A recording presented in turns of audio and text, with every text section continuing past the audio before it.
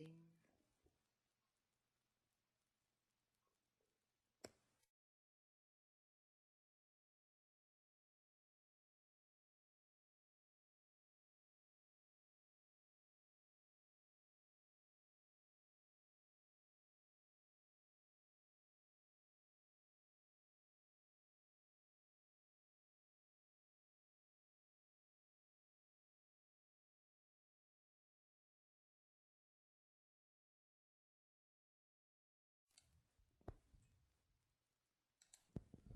Hey, test on my microphone. Test.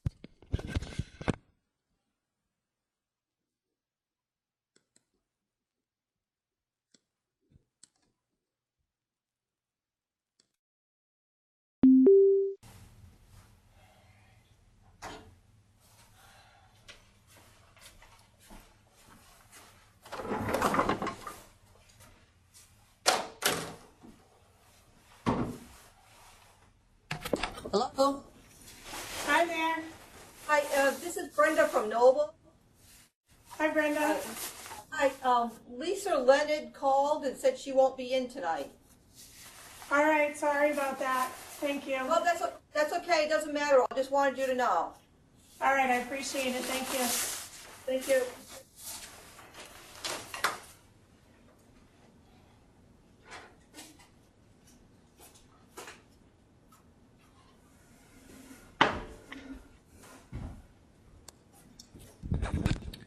Hi, Doreen. This is Darla. Hi, Darla. Oh, can you hear me okay? Is this better tonight? Yes. Okay. I got different speakers going on, so.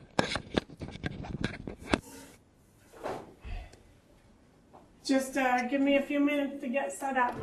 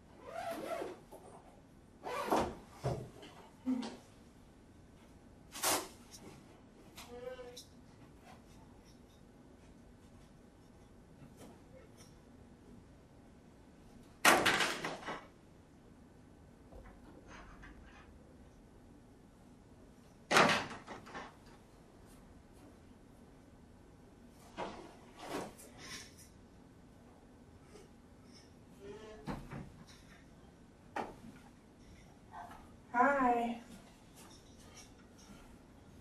I just want to do the yoga class again. I know.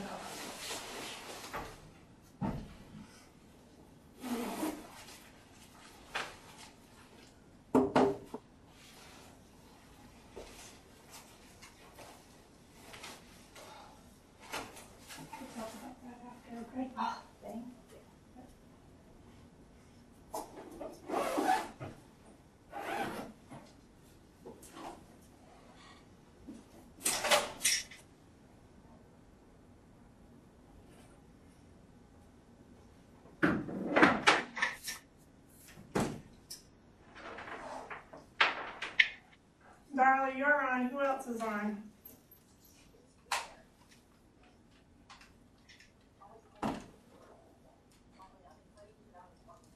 Okay.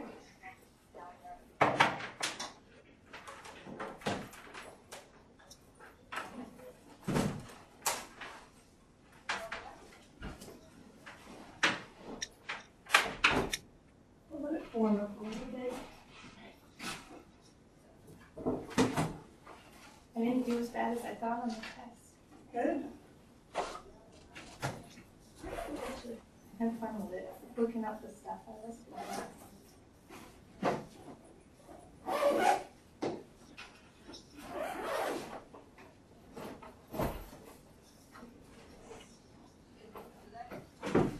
Everyone will just bear with me. Be patient. Traffic and work.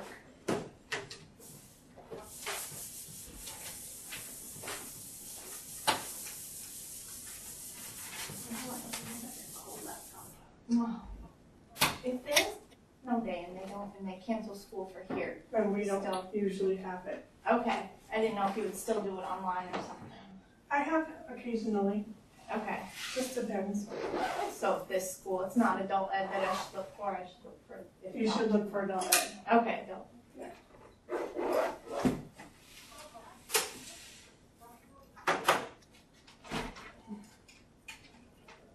Yes, and I have to. What RSU or SAD is this? I just moved to Thompson not that long ago.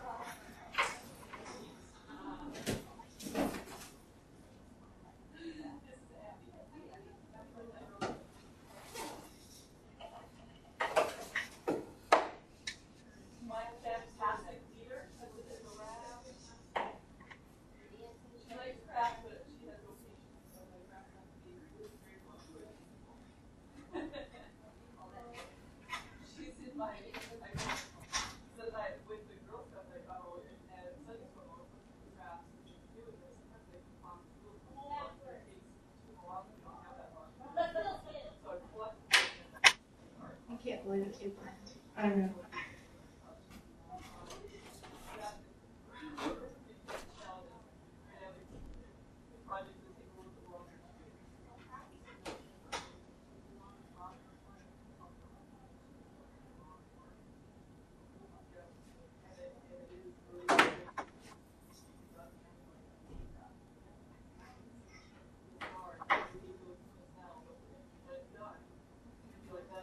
People out tonight. I think there's a couple people not, yeah, a couple people missing. There's only a couple this week too. Yeah.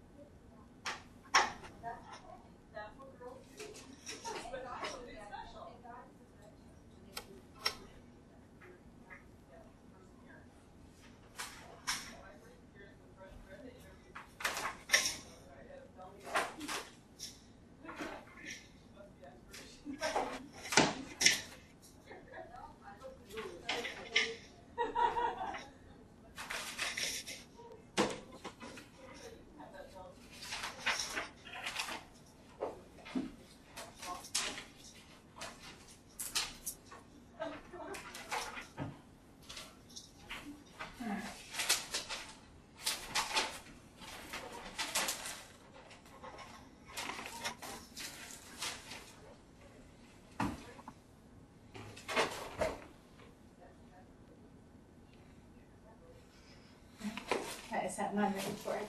Yeah.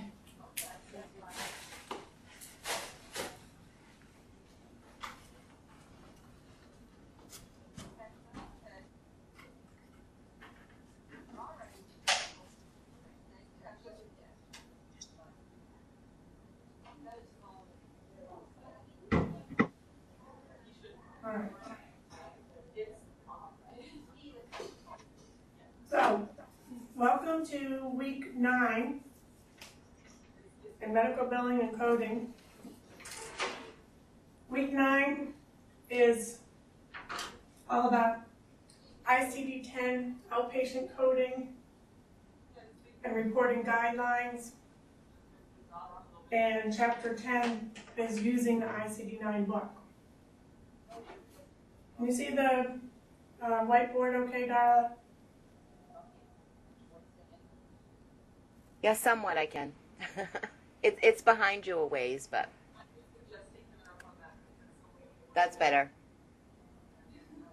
Very good. Thank you. Okay. So,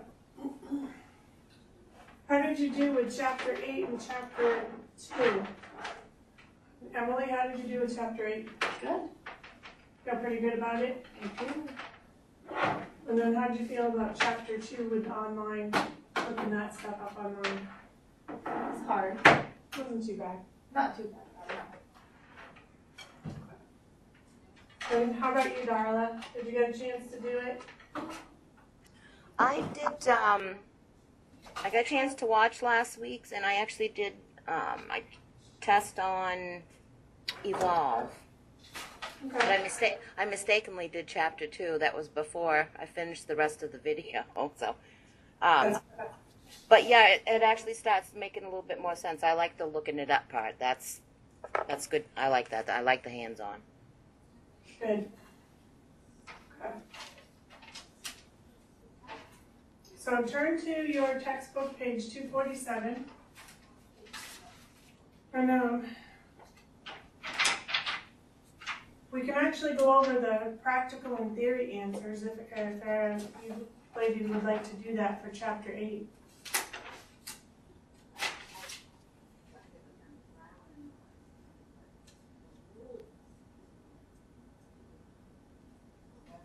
So if you want to, I guess we can go over the answers for chapter 8 first. The ones in the workbook. In the textbook, Okay. and then the workbook. So in your textbook, it would be 243.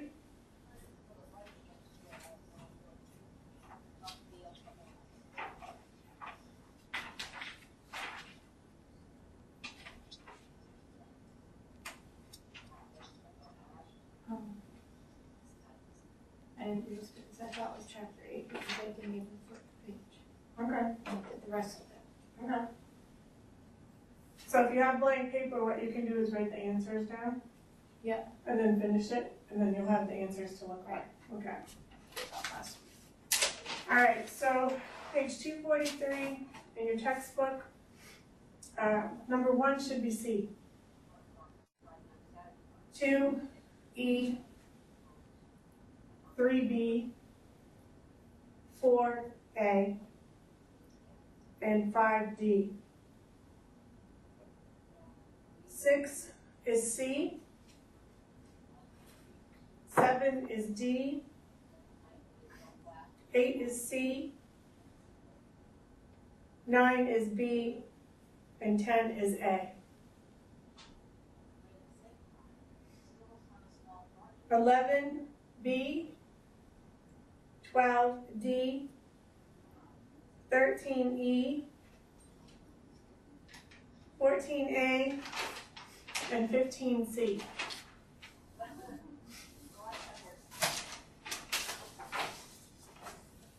Over onto the practical.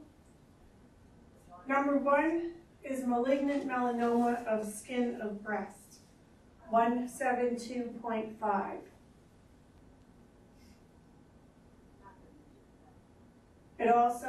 You should also have malignant neoplasm of skin of breast, 173.50 through 173.59. Number 17, what does the include note state under category 444? You should have includes, infarction, in parentheses, embolic, and Do thrombotic. that every week, though. They should have something. And Thank you very much. Because it makes it look like I'm late every week. you're not late every week. The system. I know you're there on time.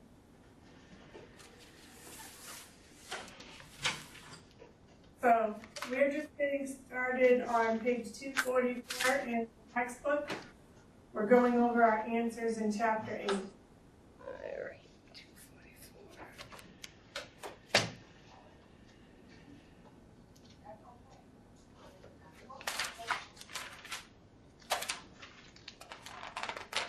All right. Okay, so number 16, with 2 answers you should have. Malignant melanoma of skin of breast, 172.5. And malignant neoplasm of skin of breast, 173.50 and through 173.59.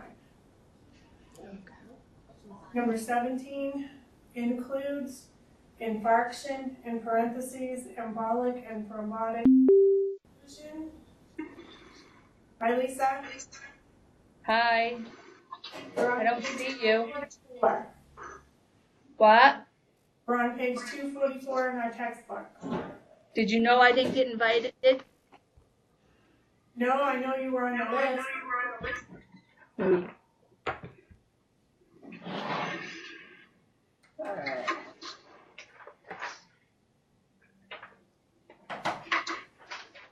I don't see you though. Can you see me, Angel? Yeah. Darla? Yeah, I can see it. Okay, I'm not sure what's going on, Lisa, with yours. Let me see. Fine as I can hear you. All right, page 244, number 18.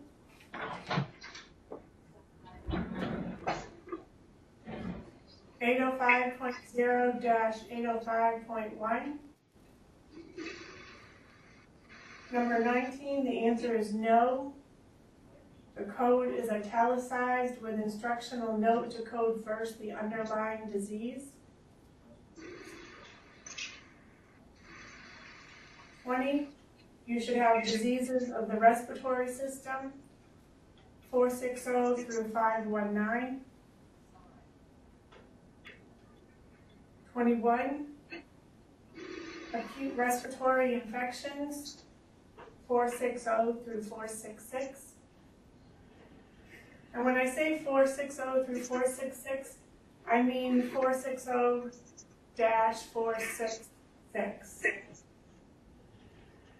You're going to have that dash in there.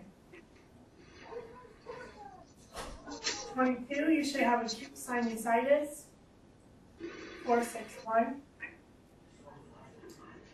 23, acute sinusitis maxillary, 4610. 24, acute laryngitis without mention of obstruction, 464.00. 25 says to use additional code to identify the infectious organism. 26, pneumonia and influenza, 480.0-488.19 are excluded. So in parentheses, you would have that as part of your answer or not, but just so you know you have those numbers as well. Number 27, the main term there would be pancreatitis. 28, the main term would be abscess. 29, cholecystitis. 30, pain. 31, mastitis.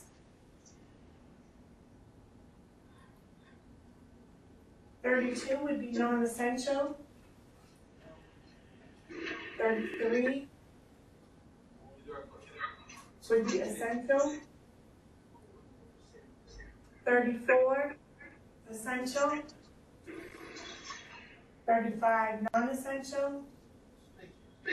36, non-essential.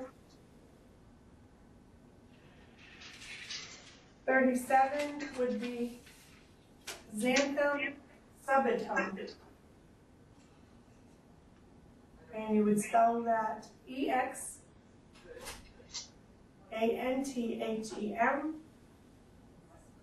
subitone, SUBITUM.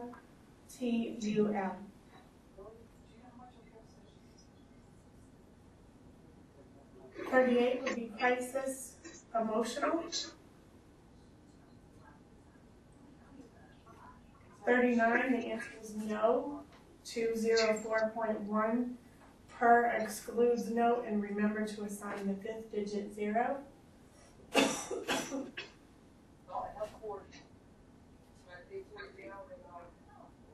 40, no. 753.29 per the excludes note. 41, 331.0 and 294.11. And 42, 022.1 and 484.5.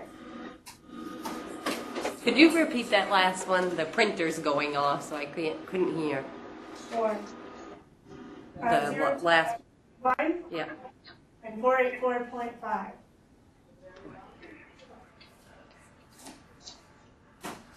So how did everyone do with those for the first time having to look stuff up? How'd you do, Angel?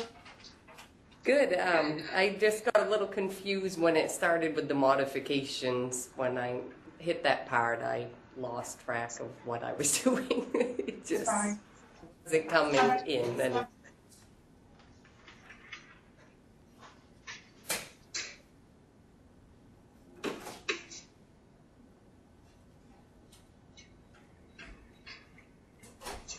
Just say my name. I did. I said, how did you do? Oh, I did pretty good. And Darla? No, I didn't get that far out. Okay.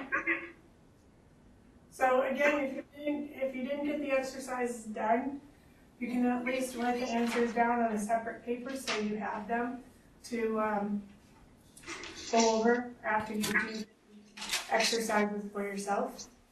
Yeah, I got all that. Okay.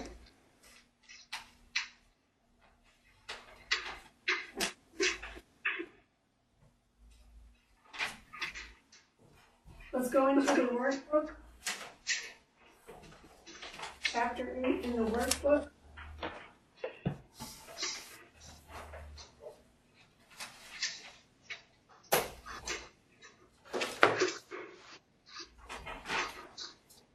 And for those of you who came on in the beginning, if you want to email me later, I'll send you the answers to the first part of what you missed. So in the workbook, the first one you should have F. Second one, G. So F, G, A, I, H, L, J.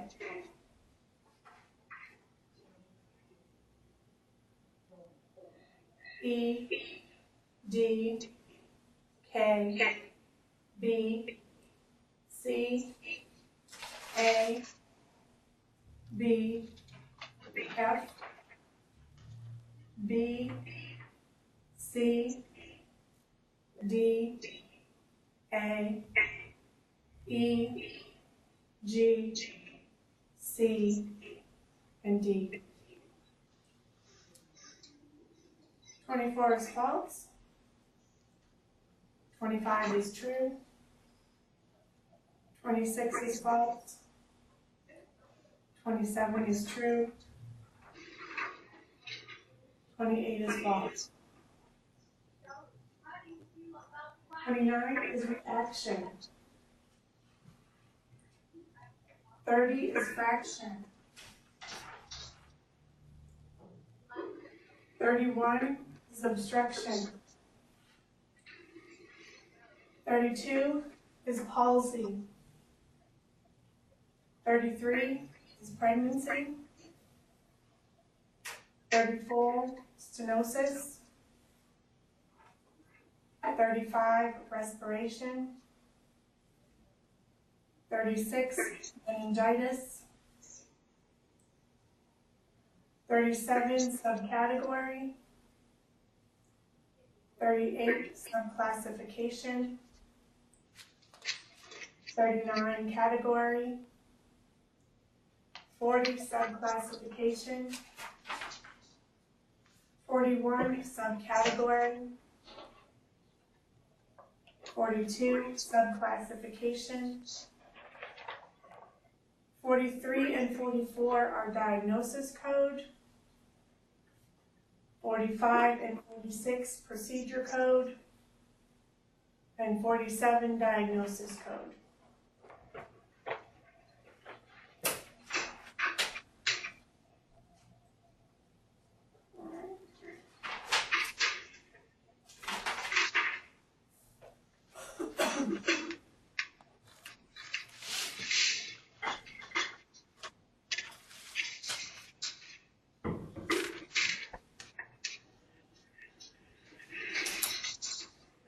Pull out your ICD-9 book.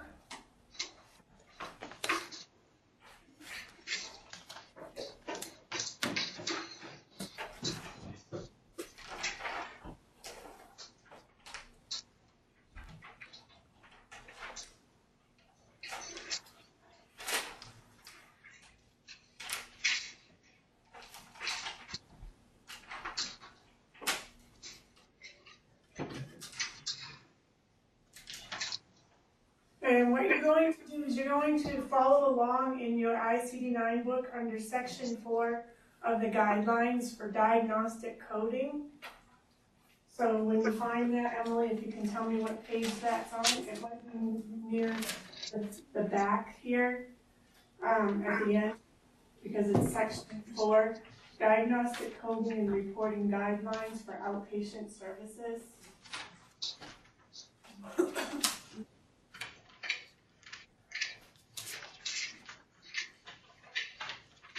For outpatient services? Yes. Page 88, I believe. Okay, so let me just take a look.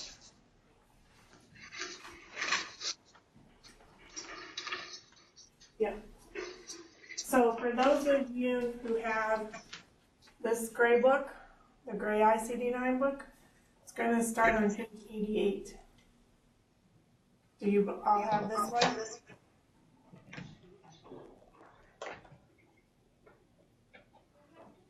Yeah, I got it. Okay. All right.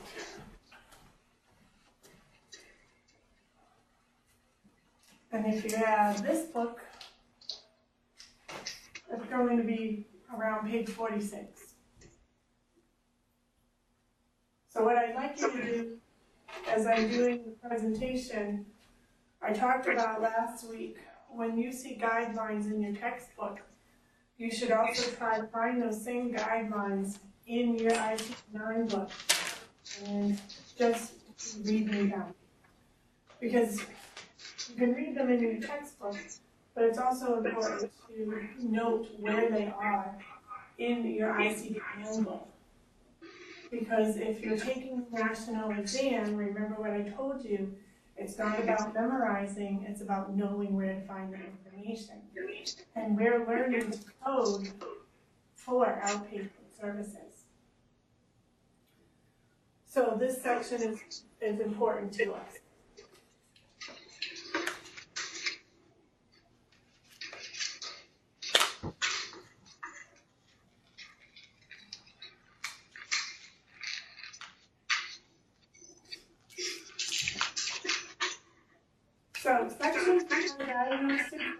is for the physician's office. It is the hospital-based outpatient services, and it is part of the official guidelines for coding and reporting. And as you see, it is section 4.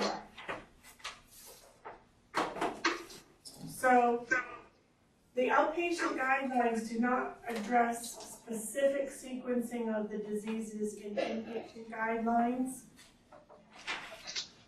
You want to make sure that if you're doing any inpatient coding, you're going to follow the inpatient coding guidelines if there aren't any clear outpatient coding guidelines.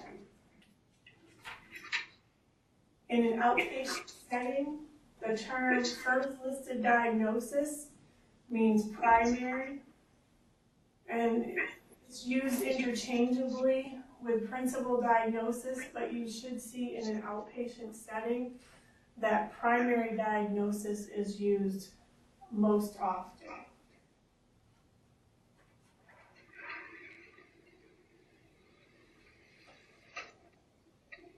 Outpatient surgery, guideline A. So under guideline A, outpatient surgery, you're going to have a reason for the surgery. See right there? Selection of first listed condition, number 1, outpatient surgery. So write in your guidelines in your ICD-9 book. These are things that you want to be aware of. So it says right in here, primary diagnosis, principal diagnosis. Sorry. Right there, under A. In the outpatient setting, the term first listed diagnosis is used in lieu of principal diagnosis. That might be highlighted. Underneath outpatient surgery, when a patient presents for outpatient surgery, code the reason for the surgery as the first listed diagnosis. So in other words, the reason for the encounter.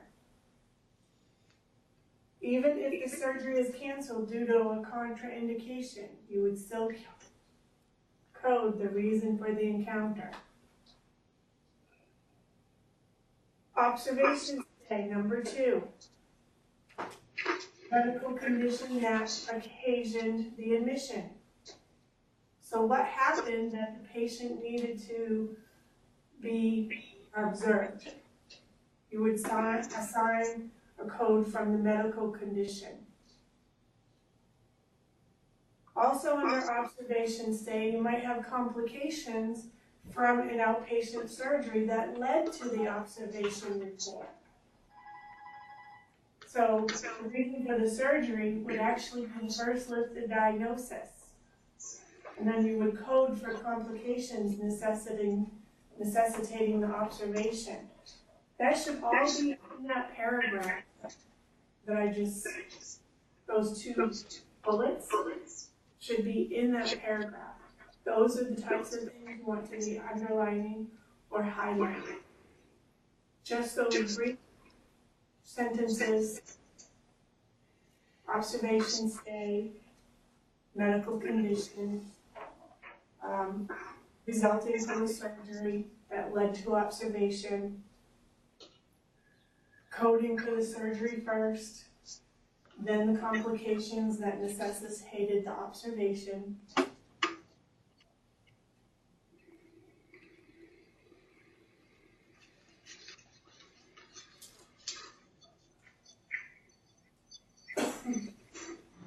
Under section A, up above number 1, outpatient surgery, you always want to code for the condition of the encounter. So when we're coding or selecting the first listed diagnosis,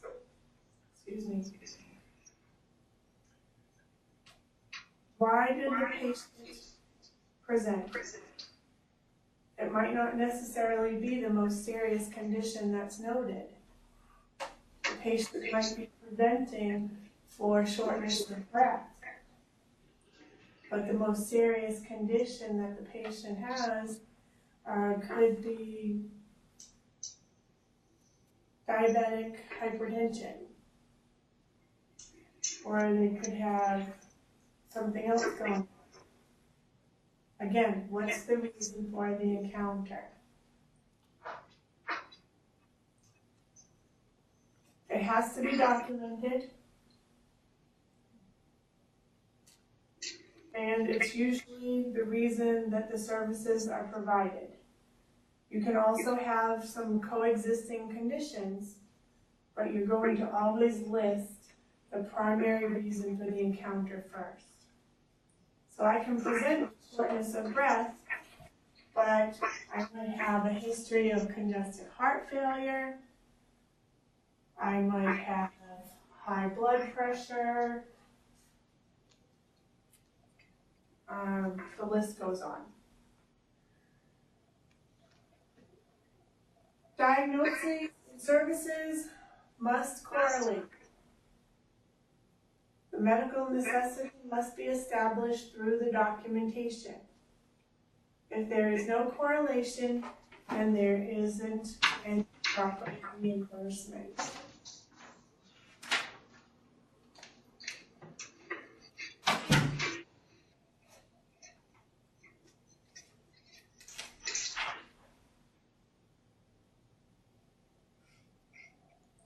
Coding for symptoms, signs, and ill-defined conditions.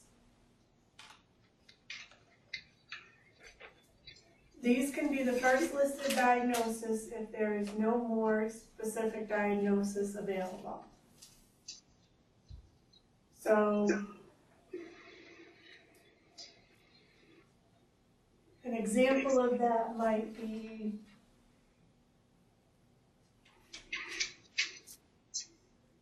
the patient is hyperventilating. We don't know why they're hyperventilating. So that's a sign or a symptom. We can code that first until we know exactly why the patient is hyperventilating. Most often, diagnoses are not established at the time of the initial visit because you need to do a workup. You need to ask the patient questions. You need to do an assessment. Diagnostic guideline B. I don't know if it's the next page or the next column for you, but you're going to be using codes from 001.0 through V91.99. And when you use these codes, it will be to code the diagnosis, the symptoms, the conditions, the problems, the complaints, or any other reason for the visit. Many clinics are actually specialized.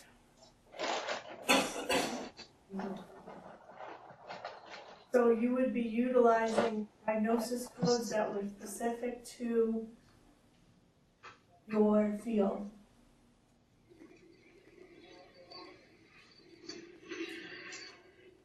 Diagnostic guideline C. The documentation should describe the patient's condition using terminology that would include specific diagnoses,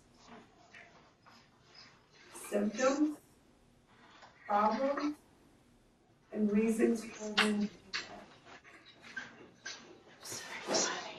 so that when we choose the diagnosis code, we're choosing the code that describes the highest level of detail.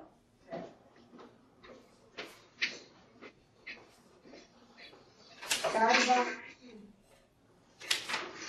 selection of code for 001.0 to 999.9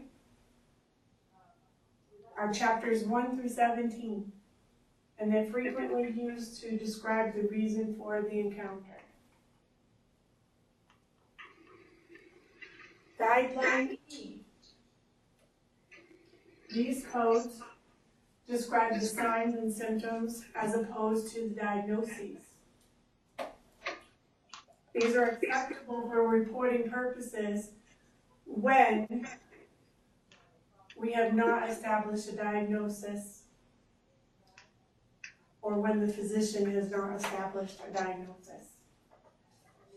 This is where guideline E comes in. So the patient comes in, sees the physician, he really doesn't have a diagnosis right away. This is where we can describe signs and symptoms. Guideline F, V codes. Your V codes deal with the encounters for circumstances other than disease or injury, such as a well baby checkup, or colon screening, or blood sugar check, glucose check. To know more about the V codes, we would refer to section 1C18 in our guidelines. And we will be definitely referring to those later on.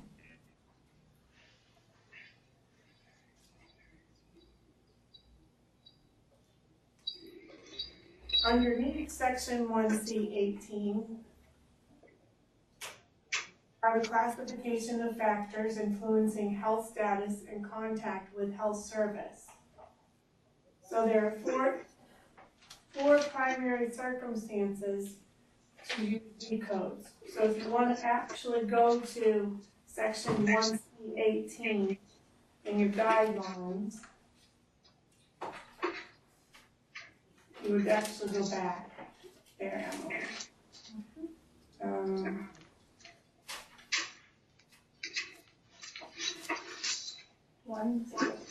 1C18.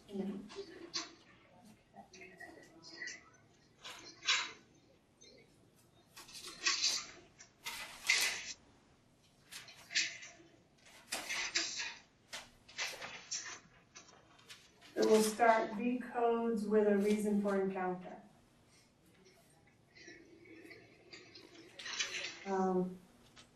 Actually, 18, classification of factors influencing health status and contact with health services.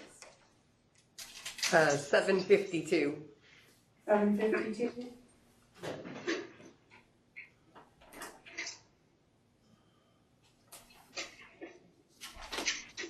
Oh, So they put it in the front of the V code section, okay? Does it say section C18?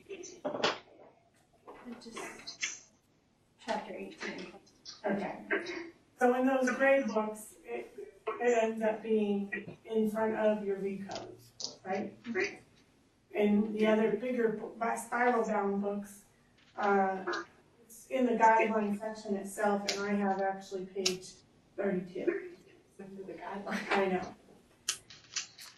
So, there are four primary circumstances. You would use V codes.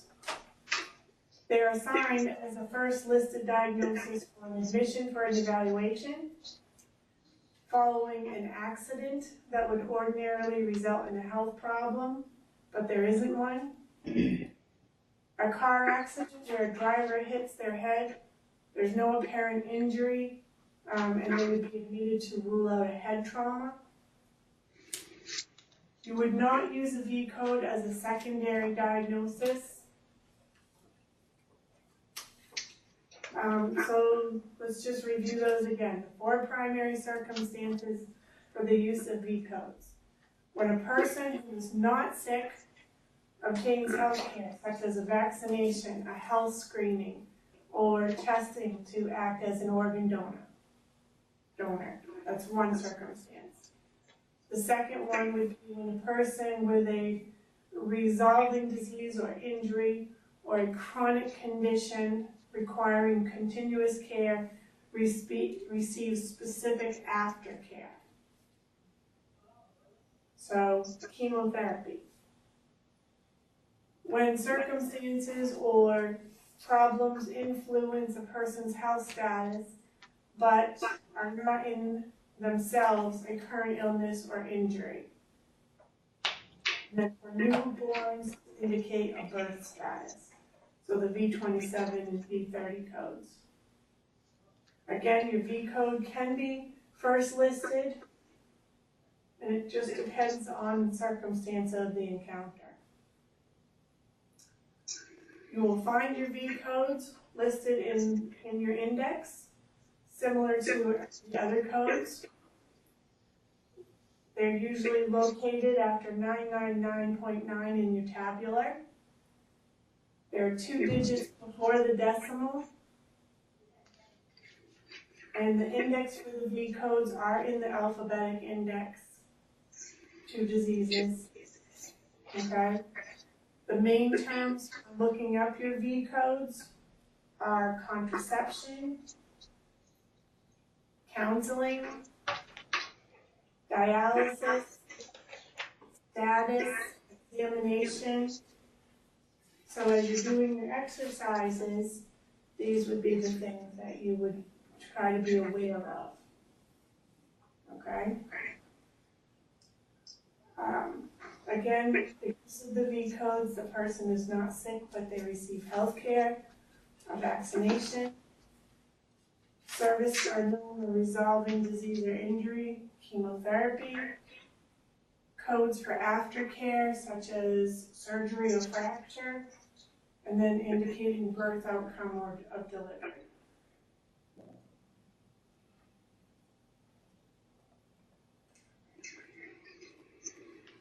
Now, with the V codes, you also have what we call history. History V code categories in the tabular. And if you look in your guidelines, you will see they have history of. And they list V10 through V19.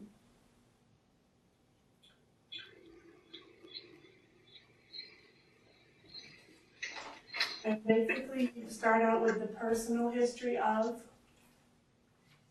then you have family history of. It goes down through the different types. Malignant neoplasm, mental illness, certain other diseases, allergies to medicinal agents. There's one in the middle, other personal history presenting hazards to health.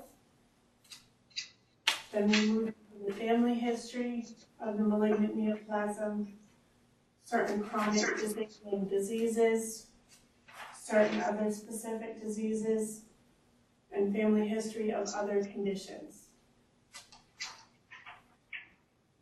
And usually that's a condition that's no longer present or treated.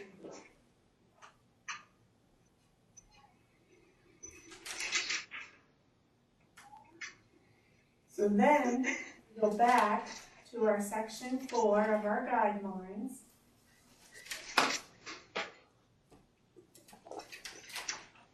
And we go to guideline G.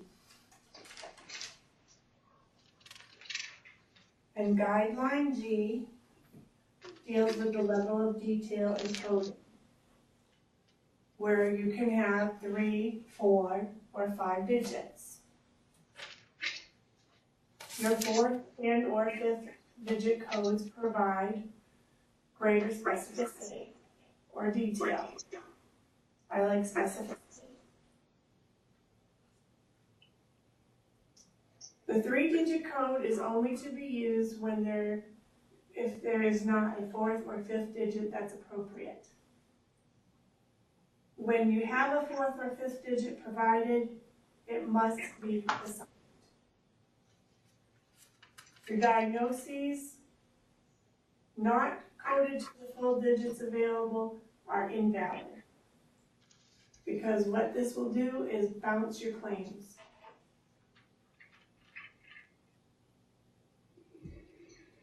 Diagnostic guideline H.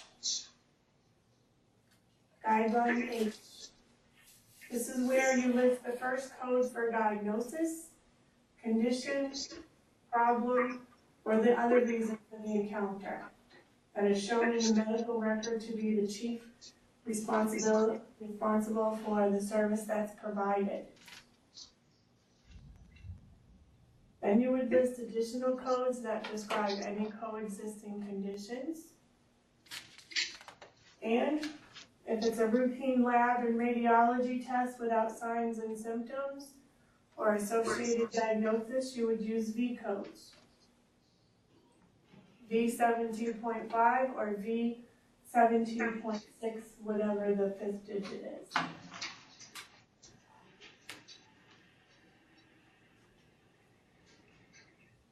Guideline I, uncertain diagnosis. Do not code diagnoses documented as probable, suspected, questionable, rule out, or working diagnoses. Rather, you would want to code the condition or conditions to the suspected highest degree of certainty for that specific encounter. So your signs, your symptoms, any abnormal test results, or any other reason for the visit, that is what you would code. Guideline J, this is for your chronic diseases that are treated on an ongoing basis. These may be coded and reported as many times as patients receive treatment and care for condition. Guideline K, code all documented conditions that coexist at the time of the visit that require or affect patient care, treatment, or management. You do not want to code conditions previously treated that are no longer existing. So if I came in with a rash and it was treated and it's no longer existing, you would not code for that rash. Guideline K, your history of codes, they may be used as secondary codes if it impacts the current care or treatment.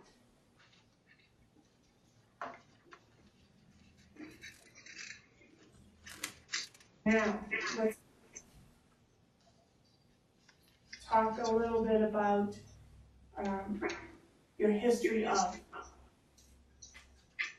In the index to disease, your main term will be history. You will see entries between family and visual loss, and that will start out with V19.0. That will start off with the family history of, or FHO. The entries before family and after visual loss will be the personal history of, or the PHO. The personal history codes are the V10 through V15, and your family history are the V16 through the V19.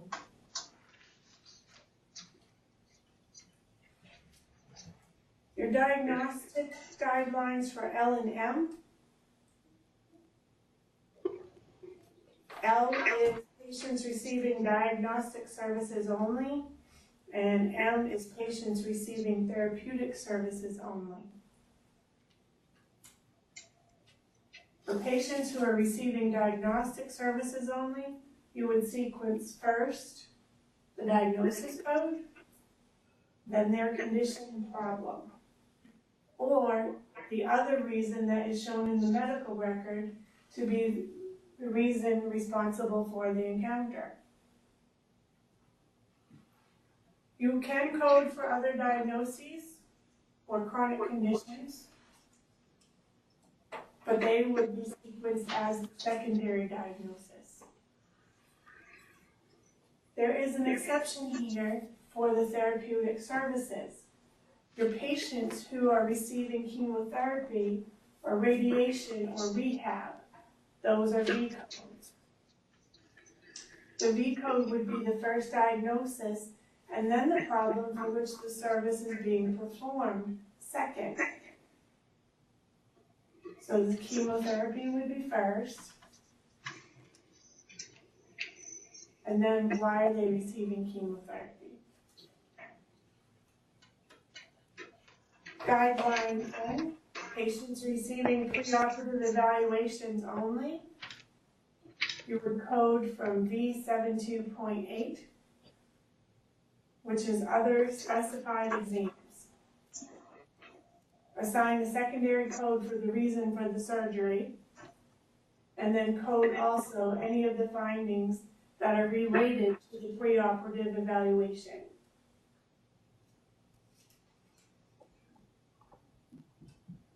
Guideline O, your ambulatory surgery.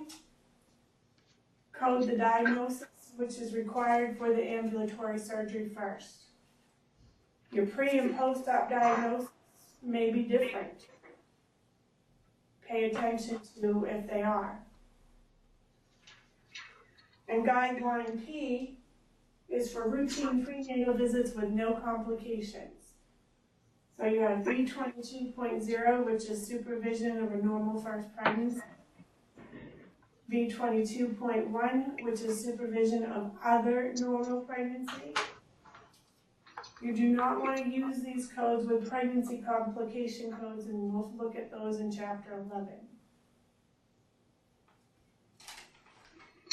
Then we have one last V code 91, which is a newer code. It is the multiple gestation placenta status.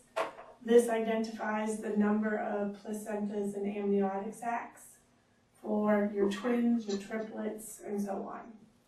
Okay? All right, so how did that feel going through the guidelines that way? That would have been so much easier to do the homework What? than the book. It would have been so much easier to do the homework out of here than the actual workbook. Yes. This is how we're going to start to highlight or underline whatever you prefer in your books, okay? So we'll be working the ICD-9, the CPT, and the HCPCS books in conjunction with the textbook. You can follow along in both or one or the other. I will be working out of the ICD-9 book, okay? So if you ask me where we are in the textbook, I might not know right off because I'm trying to do it from the ICD-9 book.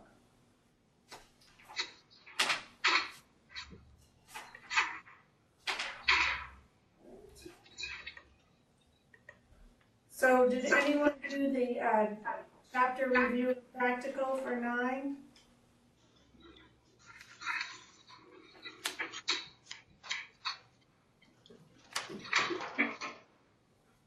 Okay. So let's do the chapter review at least all together. So for future reference, I do the week before rules too, like since you said to read chapter 9 and 10 for homework that was due today, I should have done the review when I read it. Yeah, when we get it, Okay. when we, I would say from here on out, start doing the reviews and practicals. When you read it. Oh, okay. So I was just reading it. That's fine. Because these chapters are not that long, I intended to go over some of them in class, okay? So let's go to page 266 in your textbook, and we're gonna go over the chapter review, which means I'll be calling on people. So, you know what, it's okay if you're wrong, because this is how we all learn, okay? So, number 1, when a patient is to have outpatient surgery and the surgery is not performed due to contraindication, the reason that the surgery was not performed is the first listed diagnosis. Emily. True. It is true. Yes, it is true.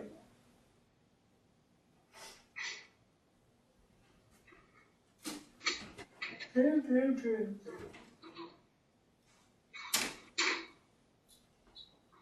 Okay. Number 2. It is appropriate to code the postoperative diagnosis as it is the most definitive diagnosis for ambulatory surgery.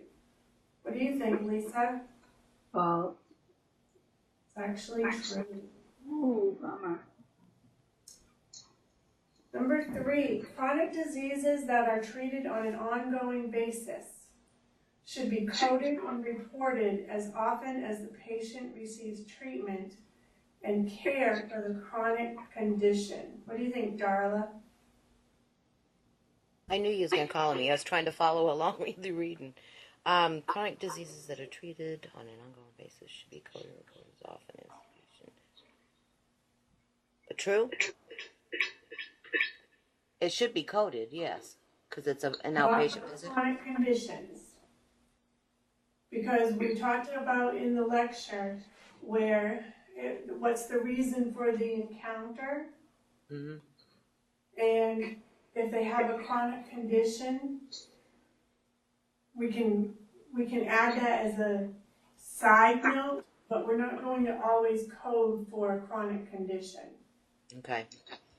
I might go in and see the doctor for a rash, and because I'm an asthmatic, he's not going to code asthma every single time I go in for something else.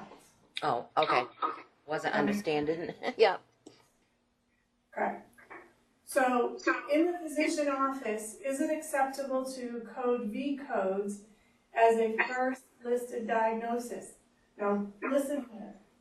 In the physician office.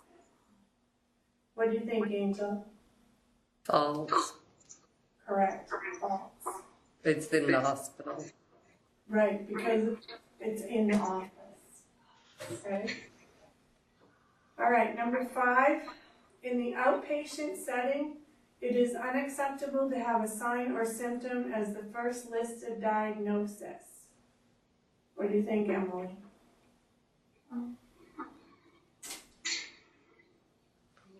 False?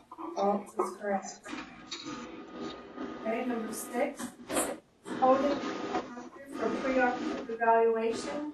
The reason is having surgery or procedure performed is the first listed diagnosis. What do you have, Angel?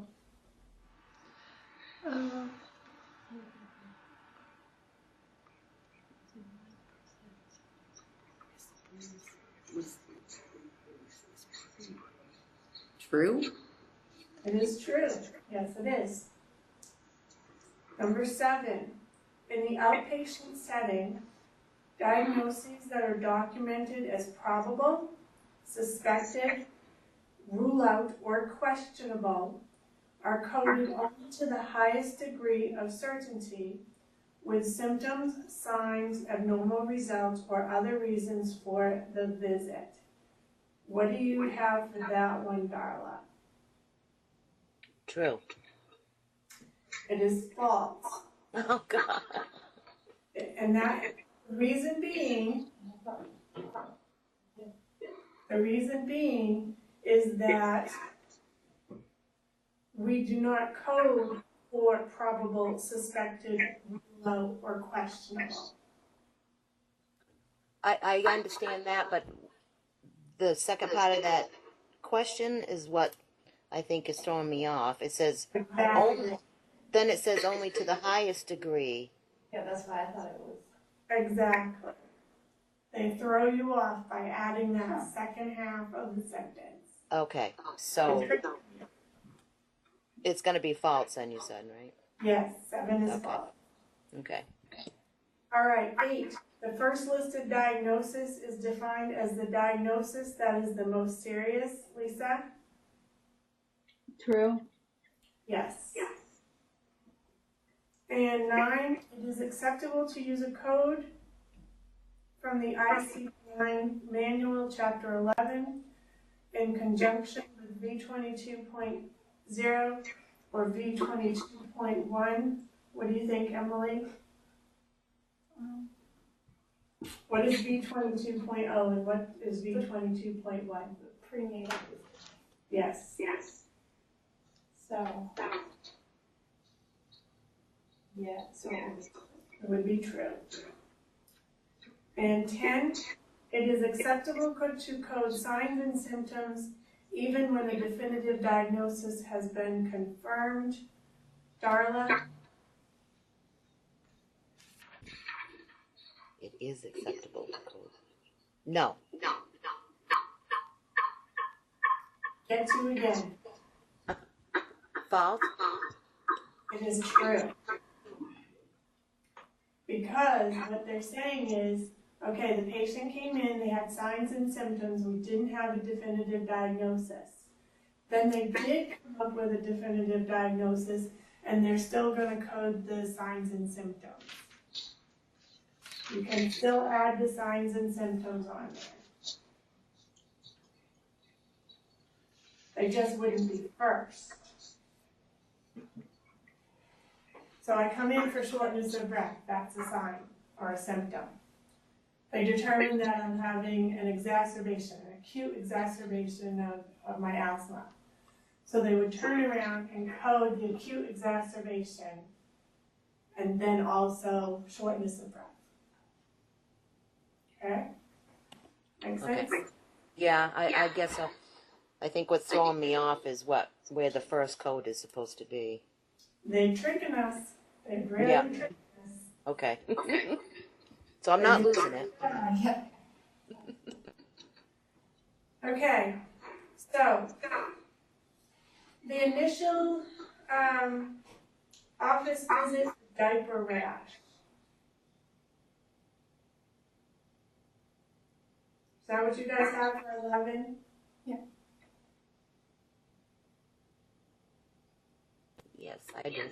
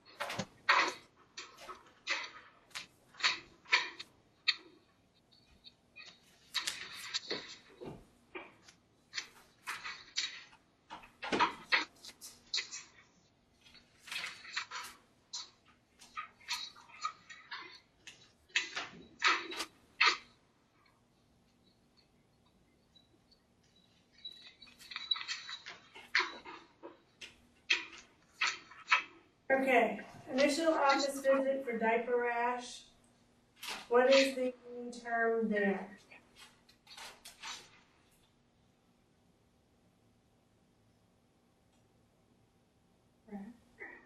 Rash.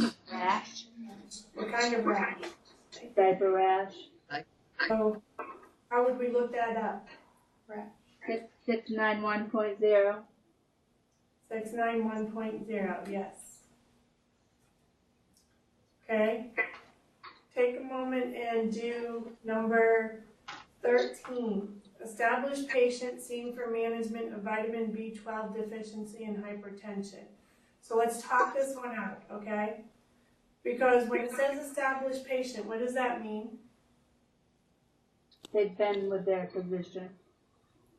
They have been seen by that physician before.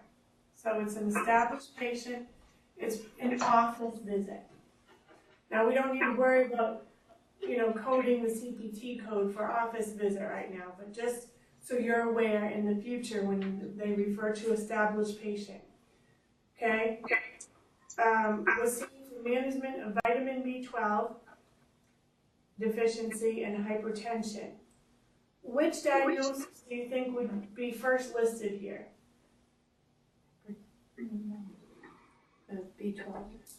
It could actually be either one, because a B12 deficiency can be serious as well. So either one can be first. Go ahead and look up the codes for hypertension and let me know what you get. I'll give you a few minutes.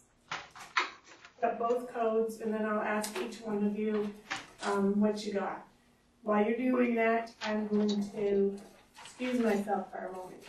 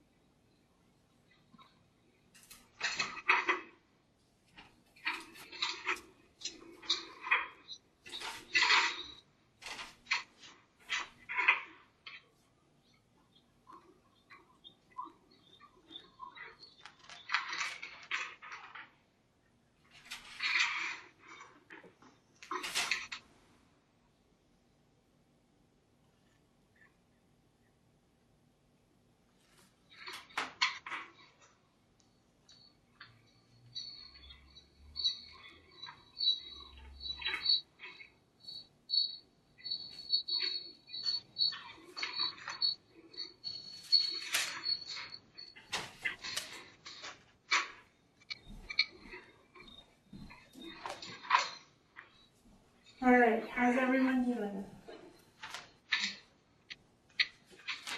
Emily, you win? I got the beat. I'm trying to find hypertension. Okay. Well, let's go ahead and look up our hypertension. I have the whole chart.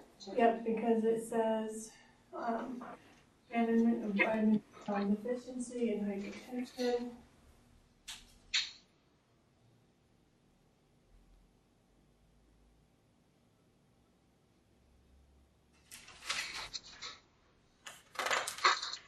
So somewhere in the vitamin.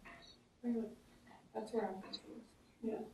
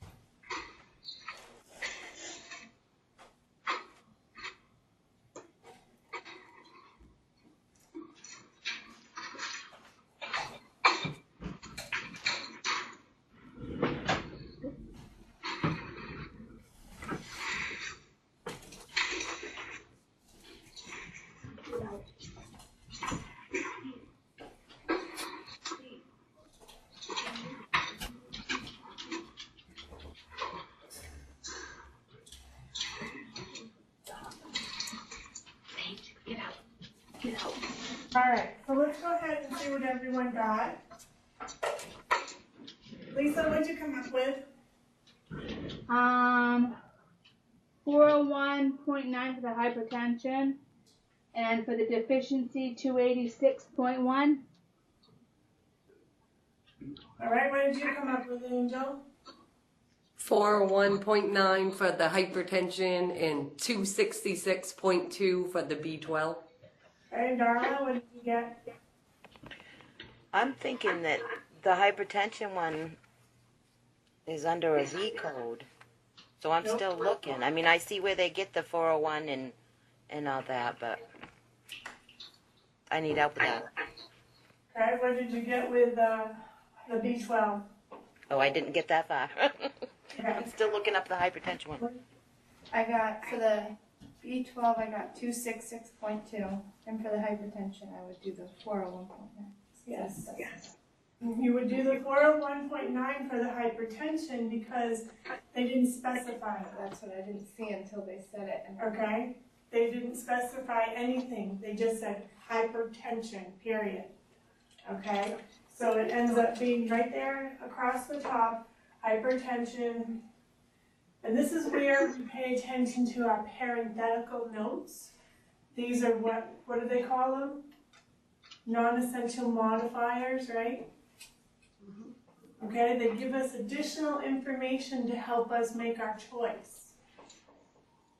So in this instance, hypertension would be the 401.9, and the B12 deficiency would be 266.2. Okay? All right. So the word management and established wouldn't come into play at all here? No, I would Okay. put those out for future reference and future Okay. exercises. So I apologize if I threw you off. No, I'm just leery now. Okay, don't be. All right, let's talk about number 16. All right, number 16 is the patient was admitted for pain management following biopsy of the kidney for stage 4 chronic kidney disease.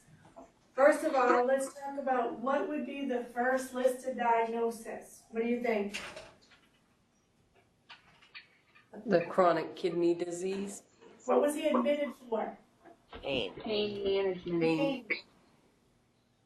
He was admitted for pain. So pain is going to be your first listed diagnosis. What kind of pain? Kidney. Actually, post-operative pain. Oh, yeah. So post-operative pain is because of the biopsy. All right, and then our second diagnosis would be what?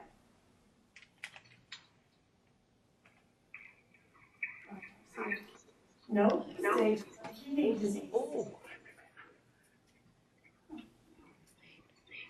Pain. The biopsy of the kidney is actually a procedure code, not a diagnosis code. We haven't got that far yet. So go ahead, take a few minutes, look up these codes. Postoperative pain and stage 4 kidney disease.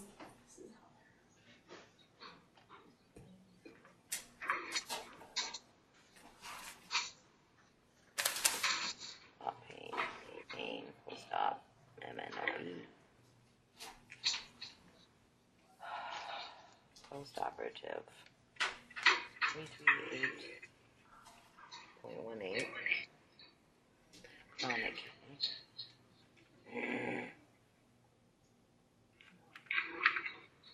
8.28. Another diagnosis. Stage 4 kidney disease. Hear you. Okay.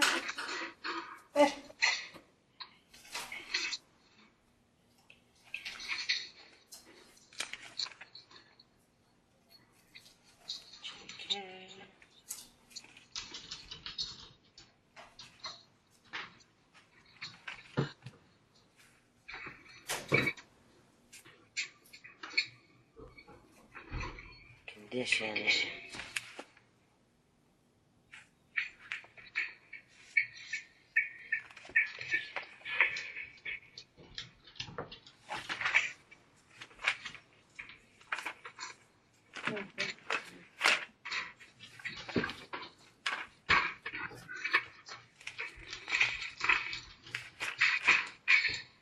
when condition.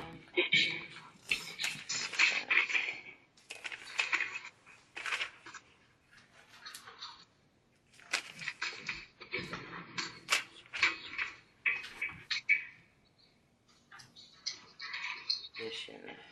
All right.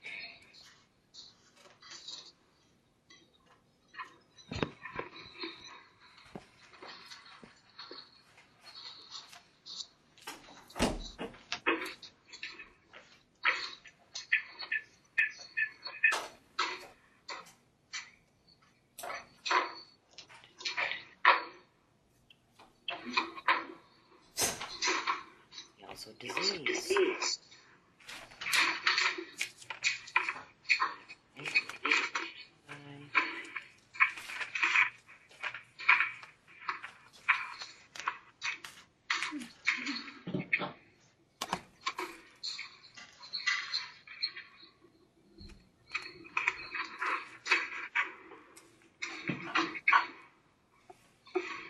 Kidney.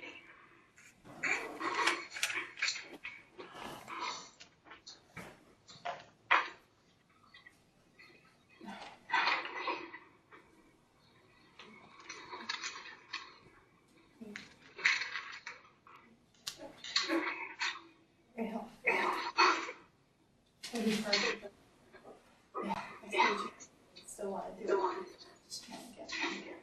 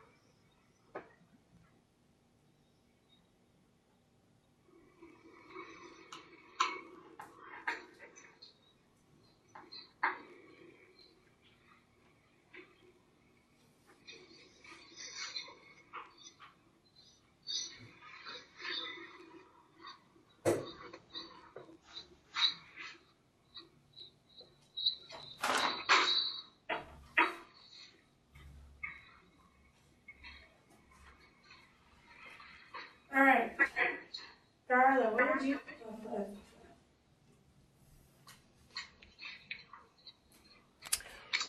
Okay. The first for the pre-op pain is post-op pain. I mean, is 338.28, and then I got for the stage 4, the 585.9. I'm sorry, 585.4. Okay. So we're close. Angel. For the pain, I had 338.18, and the stage 4 kidney 585.4. Okay. Lisa. I had 338.18 for the pain, 585.4 for the kidney. Emily. I had the 338.18, but I had 403.10. For the stage 4 kidney. Okay. So I'll give you the correct answers are 338.18 and 585.4. So for Darla, what you were looking at was chronic versus acute or just post-operative. And in this Under the instance- pain. Yeah. You chose 2-8, which is chronic, and 1-8 is acute. He was in pain directly after the biopsy. So you had what, Emily, for what? 402 point? I had 403.90. I was looking at that hypertension. Okay. So you went to the hypertension table to look for it with kidney, okay? Yeah, So right you at the went to top. the wrong place. Yeah. You just needed to look up the stage 4 disease. I started with that and I kept saying C also, and I kept going with the different. Okay, so let's see.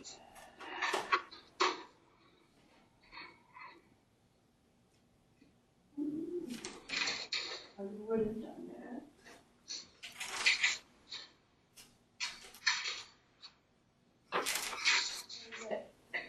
Is it wrong? Did I not specific enough code? Is that what I did wrong? It would be 585.4, so let's look at the 585.4 to find out. So kidneys condition.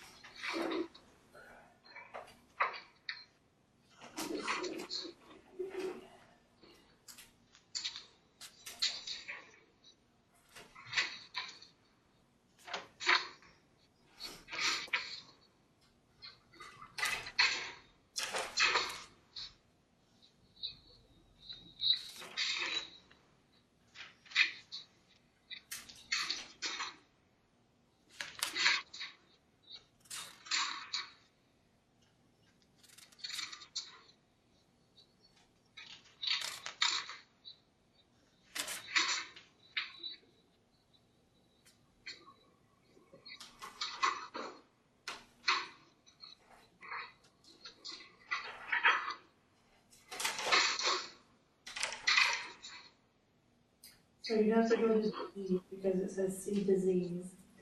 And then underneath disease, which is where we should find kidney. So disease, kidney. And then it should show you the different stages.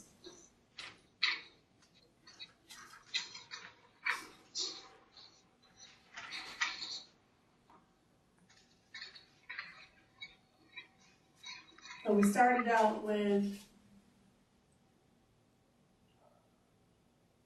I see.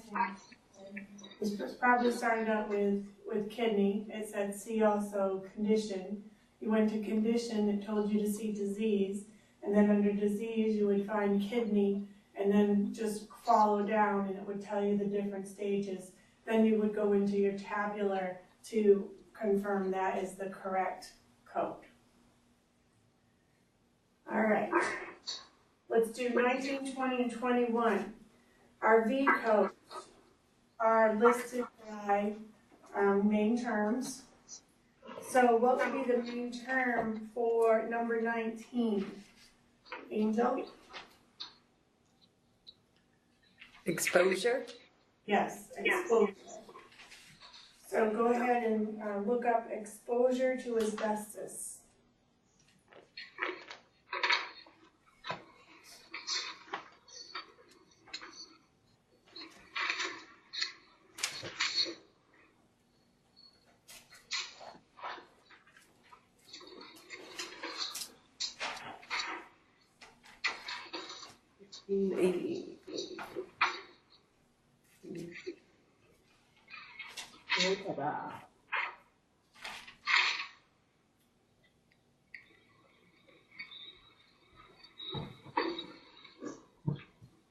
And we don't usually code from the index, but what did you find?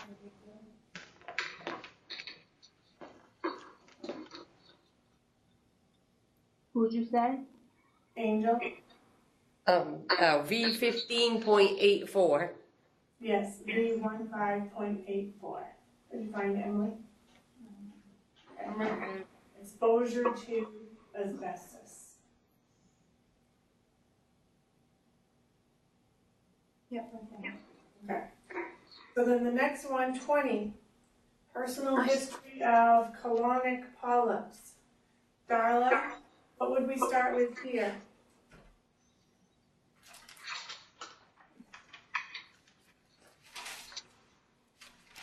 Personal history, Yes, we would start with history, or history of, yeah. and then go under personal. Right. So go ahead and look up history of personal polyps. And then chronic. So history, personal, and the H is history.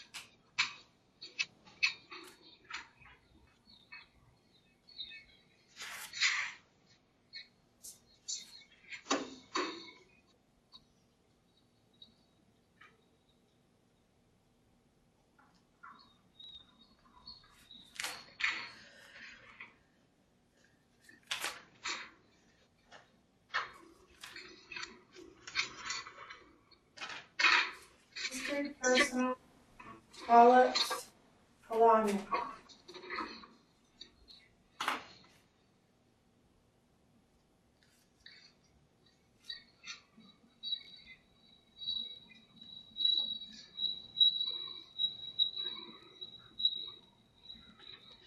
What do you have, Darla?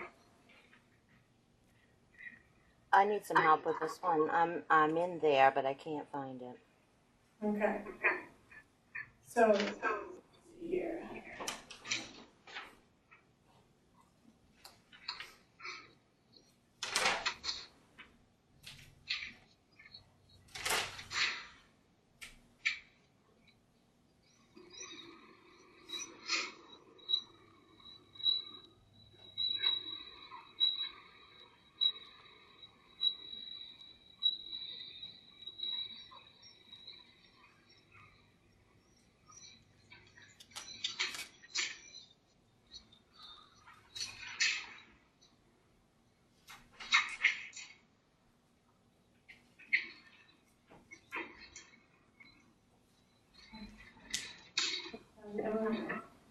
What page?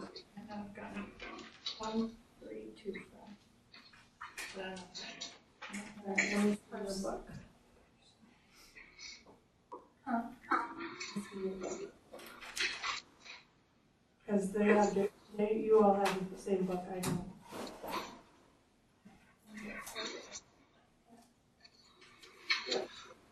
That's personal. That column. That's why I was Well, that's under family. So you have, so then, for history first, page 1324. And then we go over to polyps colonic, V1272. So your history starts right off with personal in parentheses. Pay attention to your parenthetical notes, okay? So right there, personal, history, personal. So then it starts, it goes down alphabetically, and you go over underneath disease, digestive system. You'll see polyps colonic, V12.72, page 1324 in your ICD-9 book. Yeah, and the other one is 1327. Okay, great. And when you say other one, what do you have? Angel? I have the ICD 9, the 2015. That's what she has. So Yeah. yours is 1327. Yep, 1327.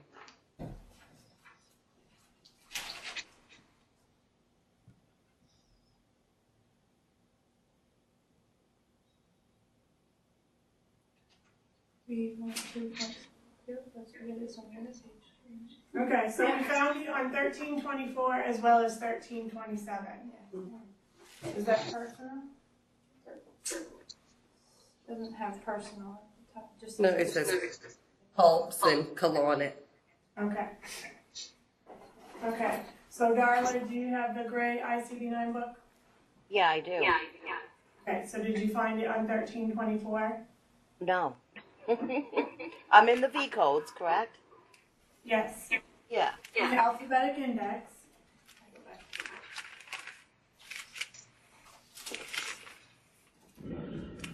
And so it's on the second column, about middle of the page. Right underneath digestive system, polyps colonic.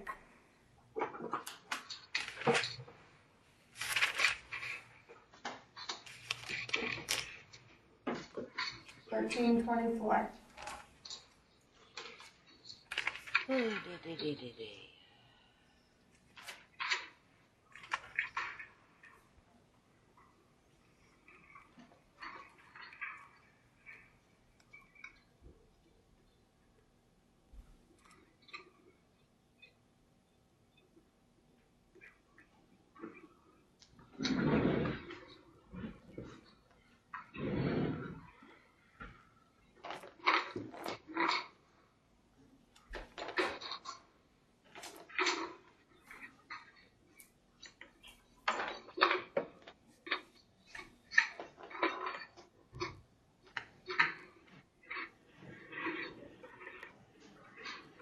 So Angel, where you found yours, you actually found yours underneath, Under history. under history, but underneath obstetric disorder. Yes. And you're supposed to find it under personal Mm. I don't see that one in there. on 1324 in the second column. Second. It still applies in obstetrics. Okay. It's just she happens to have it during an obstetric episode. Oh. Excuse me. Any luck, Darla? No, I'm not. Okay. What do you Walk see? me through. Walk me through. I'm in the V code section, correct? Okay. So you're on Okay. page 1324, right? No. Go to page 1324 in this book. Okay.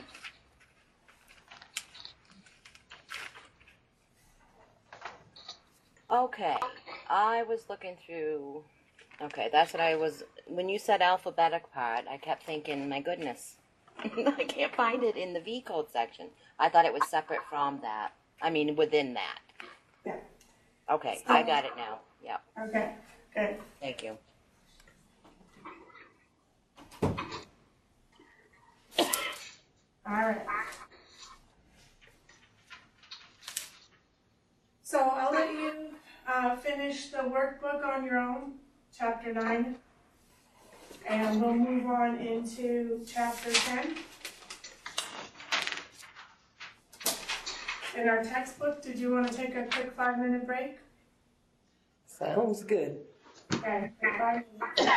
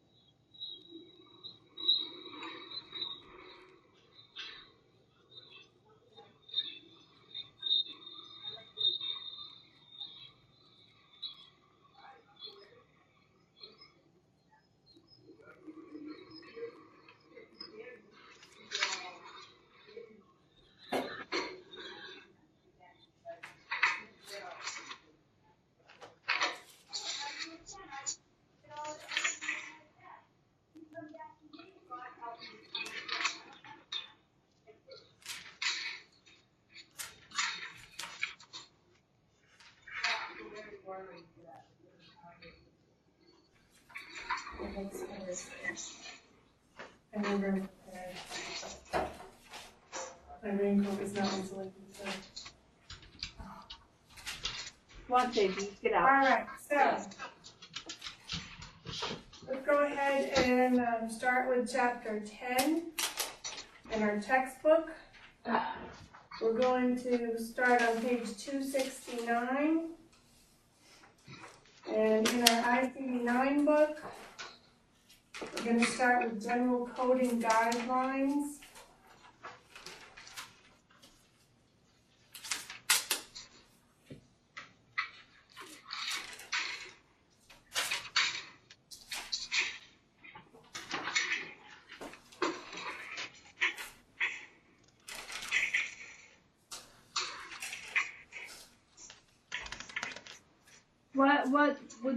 What page is the general code in the ICD-9? Page 13, I got. Thank you. Welcome.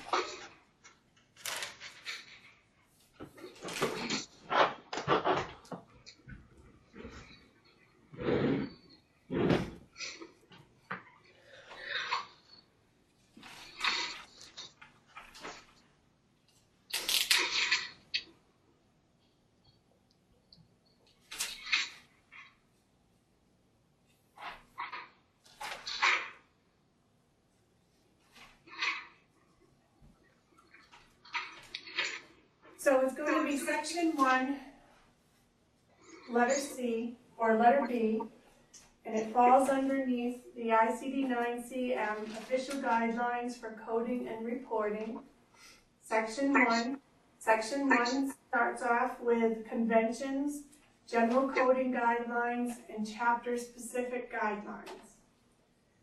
And if we go down to letter B, it talks about general coding guidelines.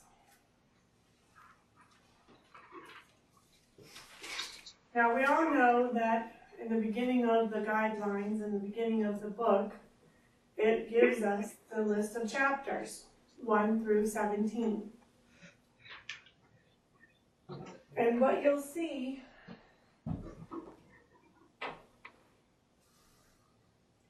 is that the guidelines were developed by cooperating parties, and that is made up by the American Hospital Association, the AHA, AHIMA, CMS, and NCHS. Everyone can hear me okay? Yep.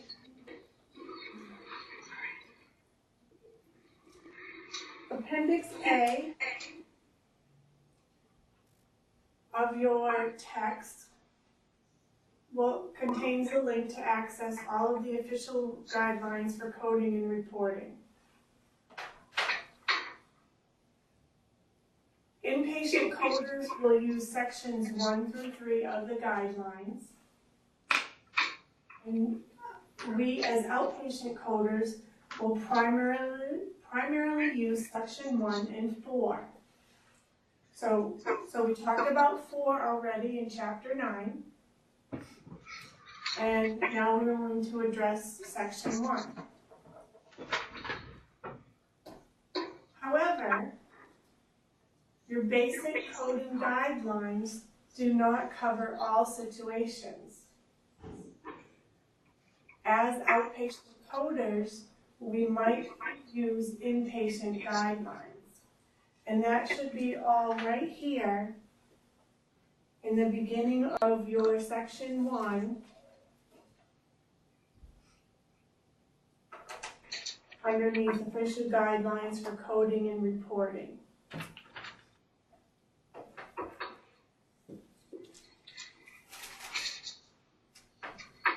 Right before section 1, they might have a little write-up about the ICD-9 CM official guidelines for coding and reporting were effective October 1, 2011.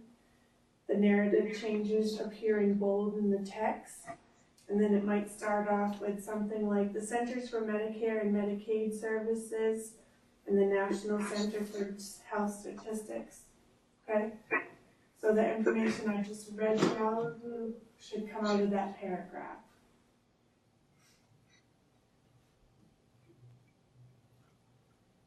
So what are the steps to accurate coding?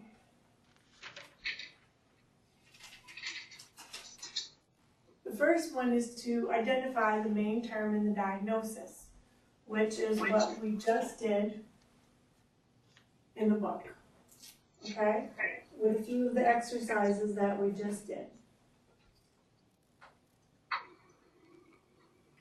Then we want to locate the main term in the index. Then we want to review any subterms.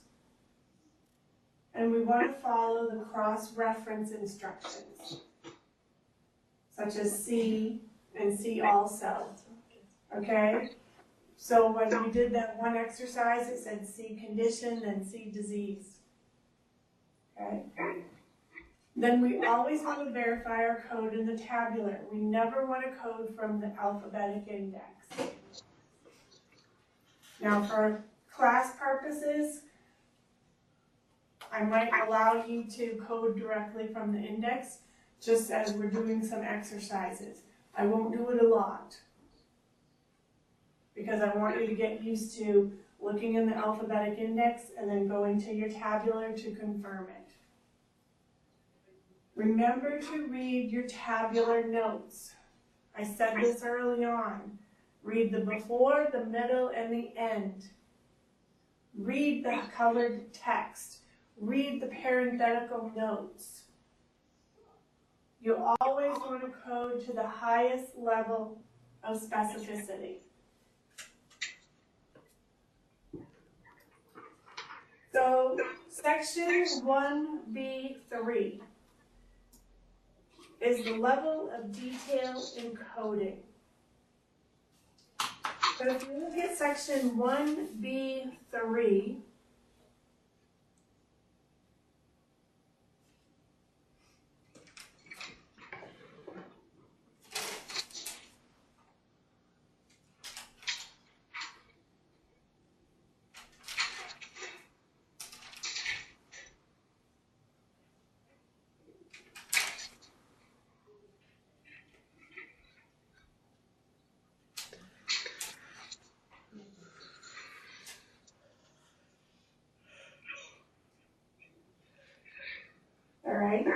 underneath your general coding guidelines, you then have level of detail in coding.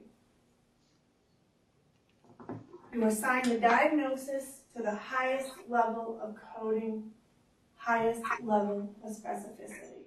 Do not use a 3-digit if there's a 4th. Do not use a 4th if there's a 5th. You've probably heard this a half a dozen times now, but there's a reason for repeating it, okay? If it's not specific, the claim will bounce. Okay, so it says that right in this guideline. Your diagnosis codes are composed of 3, 4, 5 digits. If there's a 4th digit, use the 4th, use the 5th. Volume 3 is for inpatient, okay?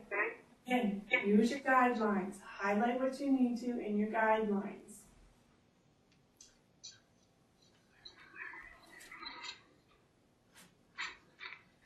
Conditions that are integral part of a disease. 1B7. Conditions that are an integral part of a disease process. These are the signs and symptoms that are associated routinely with a disease process. They should not be reported separately unless you are otherwise instructed to do so in the classification. So an example would be fever and shortness of breath due to pneumonia. What are we going to report? What do you think? The pneumonia. Shortness of breath. The pneumonia, because shortness of breath and the fever are part of the disease, or part of the thing that's going on. Okay?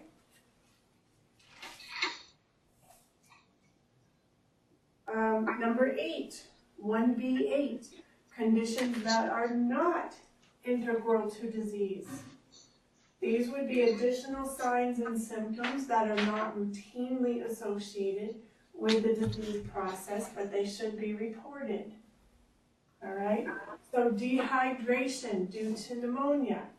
What are we going to report? The The dehydration. pneumonia first, and then the dehydration. So let's think this one out loud. Dehydration due to, I want you to listen carefully, due to, all right? When it says due to, you're going to probably look up what comes afterward first. Because what's in the front part of the due to is happening because of what's after the due to. Follow? Yes, no, maybe? Yeah. Yes. Okay.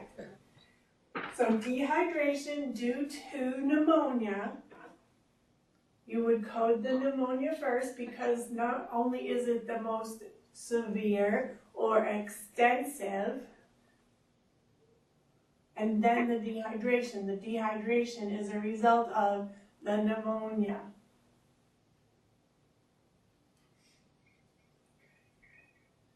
One B9, multiple coding for a single condition.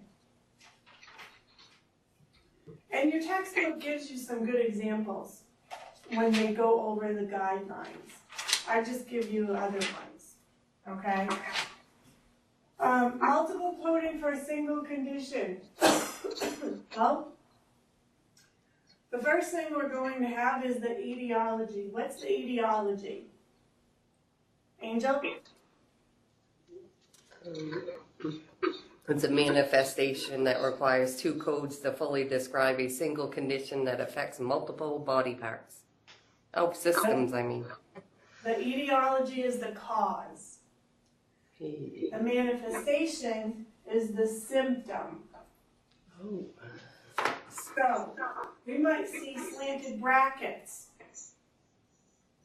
If I were to say to you, diabetic retinopathy, what are we going to code? What comes first?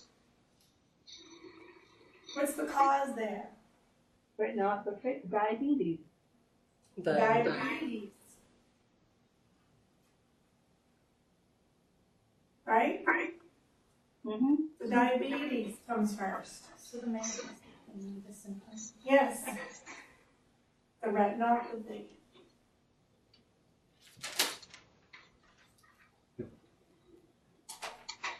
So you want to check your tabular notes to assign the correct 5th digit for diabetes. So diabetic retinopathy, we're going to code 250.5 because that's the cause. And the manifestation is the retinopathy. So we would put an X as a placeholder until we figured out what that 5th character would be, right? We can put an X as our placeholder until we decide what that 5th character should be. All right, section 1B10, acute and chronic conditions. What is the difference between acute and chronic? Lisa? One just happens, like you just get sick and have to go to the doctor. Chronic is an ongoing illness. Yes. Okay, so they can exist alone or together. And I want you to remember that. There will be some instances in your coding where you will have acute and chronic.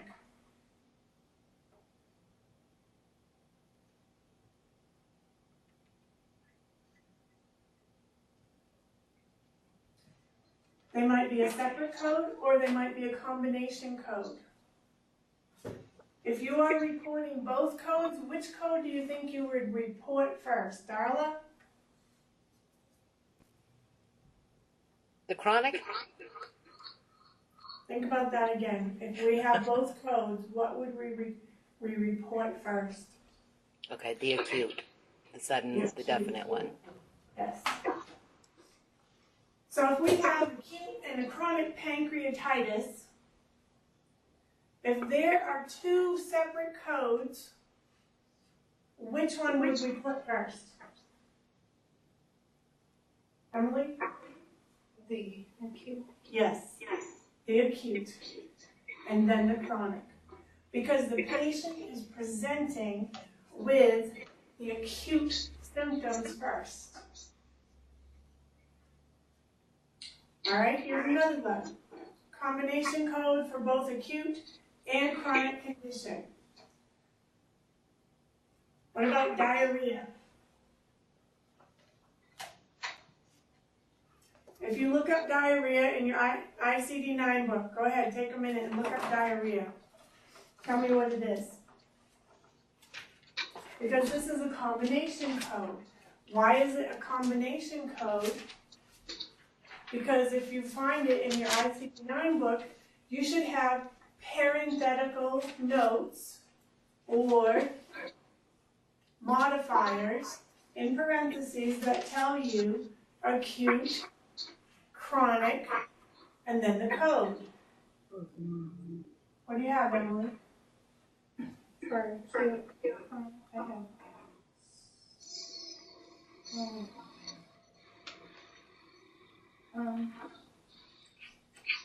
77.91 down.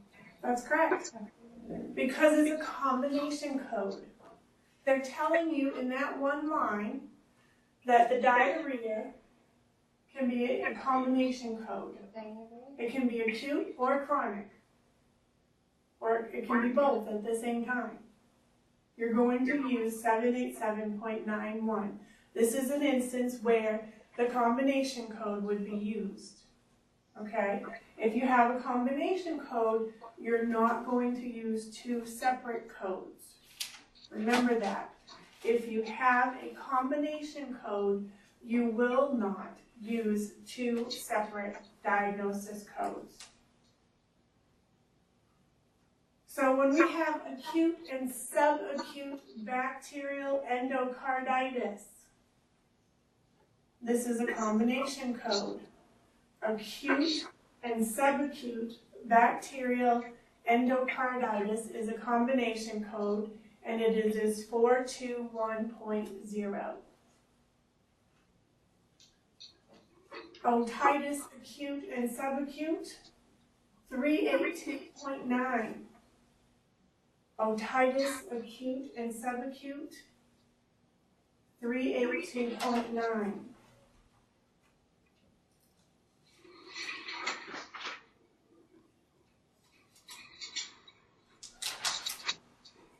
Always use your combination code if one exists.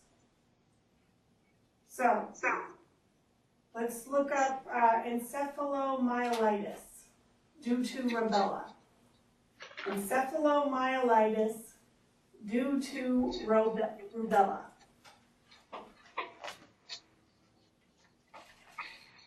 Encephalomyelitis, ENCEPH, encephalomyelitis due to rubella.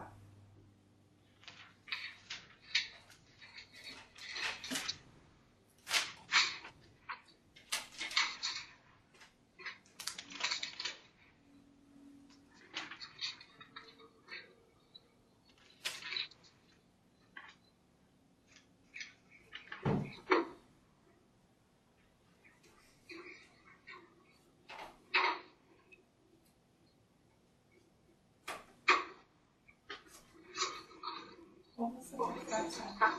Encephalomyelitis due to rubella.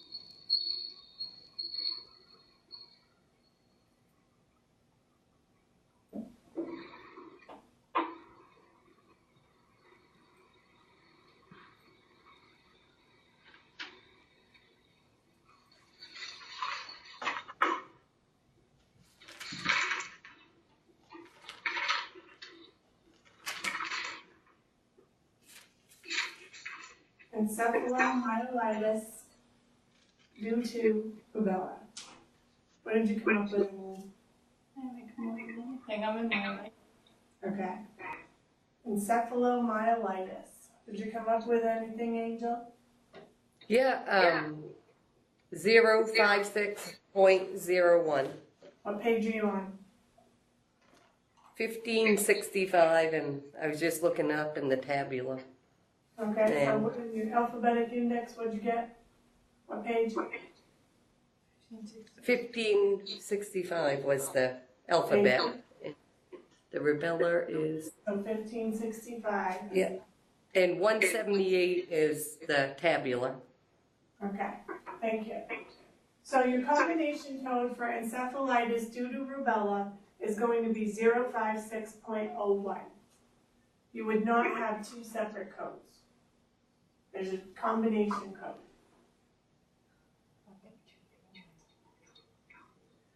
Always use a combination code if it exists. So if you read that, it tells you right there.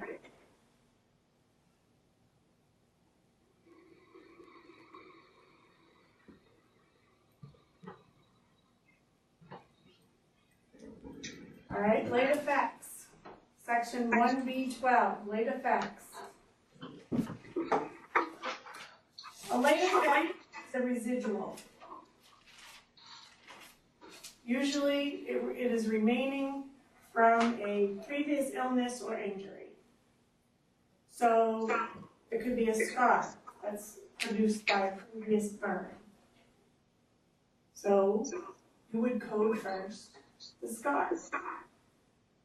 Then you would code the late effect cause, which is the burn. So your scar would be first, the burn would be second, and there's no time limit on late effects. It generally will require two codes, the residual and the late effect. Your late effect codes, they are not in a separate chapter in the tabular.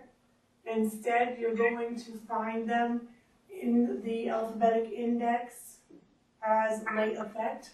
So this is probably one I would recommend that you tab simply late effect, because you will find yourself going to it often.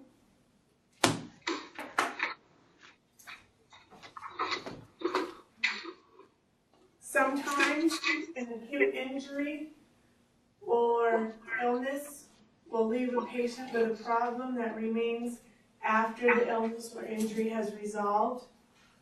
So, some type of nerve damage or paralysis. You want to code the current injury or illness.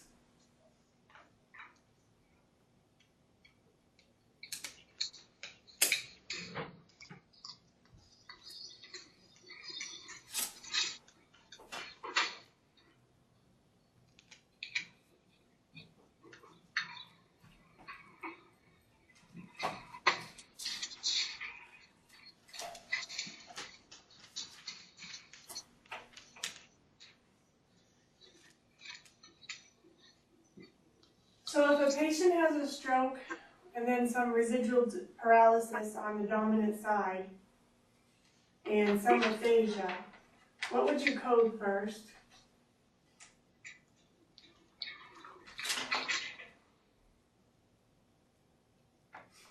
Can you say Or that what would you again? code?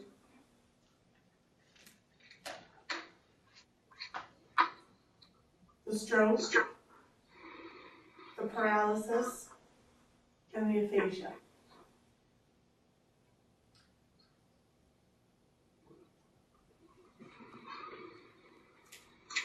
And when you do code the effects of the stroke, you need to know how they affected the patient. Okay? What happened to the patient?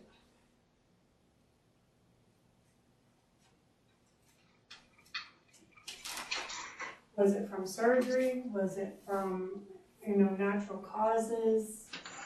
What happened? Late effects due to cerebrovascular disease. Your category 438 indicates that our conditions that are classified to 430 through 437 are causes of late effects. You would also use code V12.54. This is usually assigned for a TIA and a cerebral infarction without residual effects. You would not report from category 438. Why do you think, Emily? What does it tell you in the book?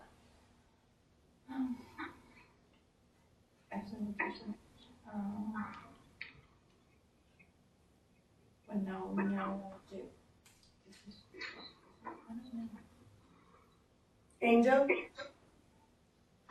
What was the question? Why do you think we would code the V code instead of the 438 for a TIA and a cerebral infarction without residual deficits? The V code's the urgency, The history. priority. Yeah. Yeah. Because they're encountering the healthcare system, right? But there's not a whole lot that they're doing.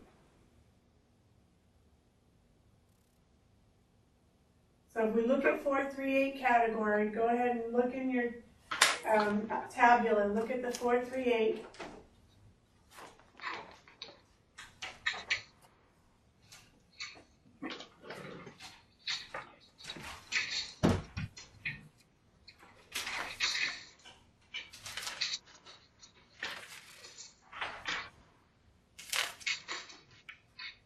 And 438 is late effects of cerebrovascular disease. This category is to be used to indicate conditions in 430 through 437 as the cause of late effects. The late effects include conditions specified as such or as sequela, which may occur at any time after the onset of the causal condition. So,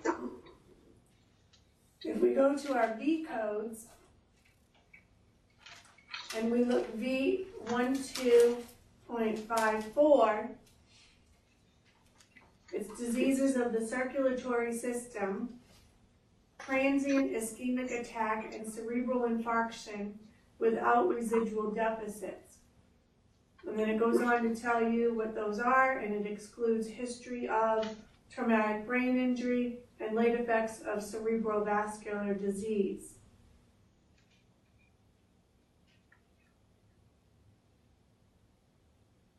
One has to do specifically with the late effects of the cerebrovascular disease. The other has everything to do with the TIA and the no residual effects. Understand? Yes. No.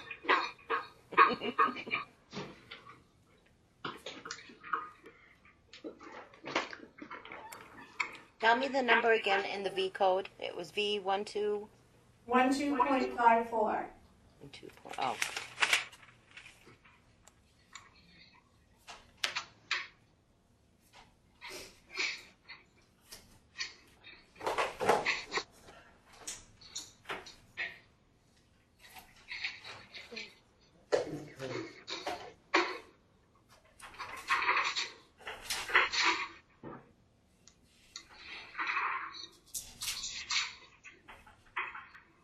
All right, and let's talk about impending or threatened condition on page 283 in your textbook. Impending or threatened condition. Code any condition described at the time of discharge as impending or threatened as follows. If it did occur, code it as a confirmed diagnosis. If it did occur, if it did not occur, keep this in mind. If it did not occur, reference the alphabetic index to determine if the condition has a sub-entry term for impending or threatened, and then reference the main term entries for impending or for threatened. If there are subterms that are listed, then you can assign a code. If there aren't any, then no. If their subterms are not listed, you would code the existing underlying condition and not the condition described as impending or threatened. So again, you would not, listen carefully, you would not code an impending or threatened if there's nothing listed underneath impending or threatened. Unless you have subterms that show. Okay? That's very important. Because you're going to have some questions about it in your homework.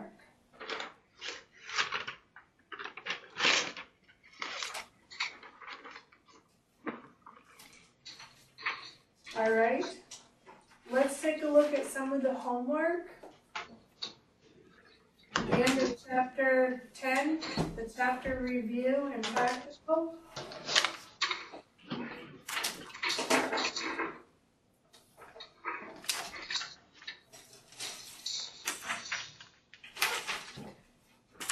Let's take a look at number 13 on page 286.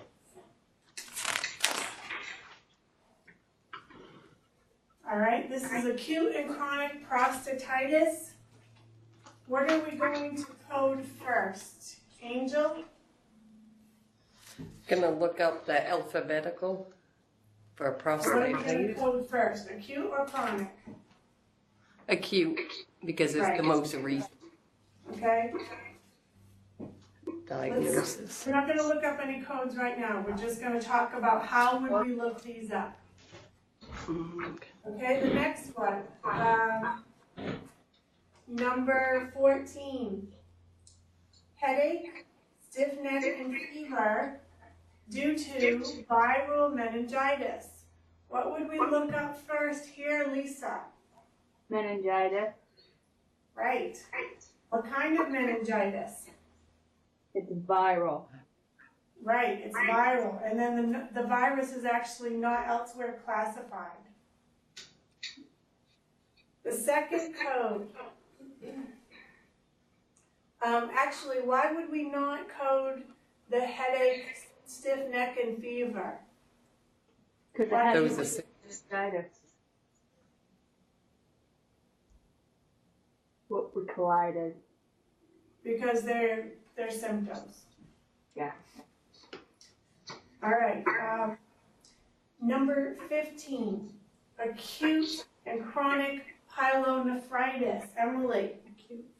Acute first. Abdominal pain due to acute and chronic cholecystitis. Okay?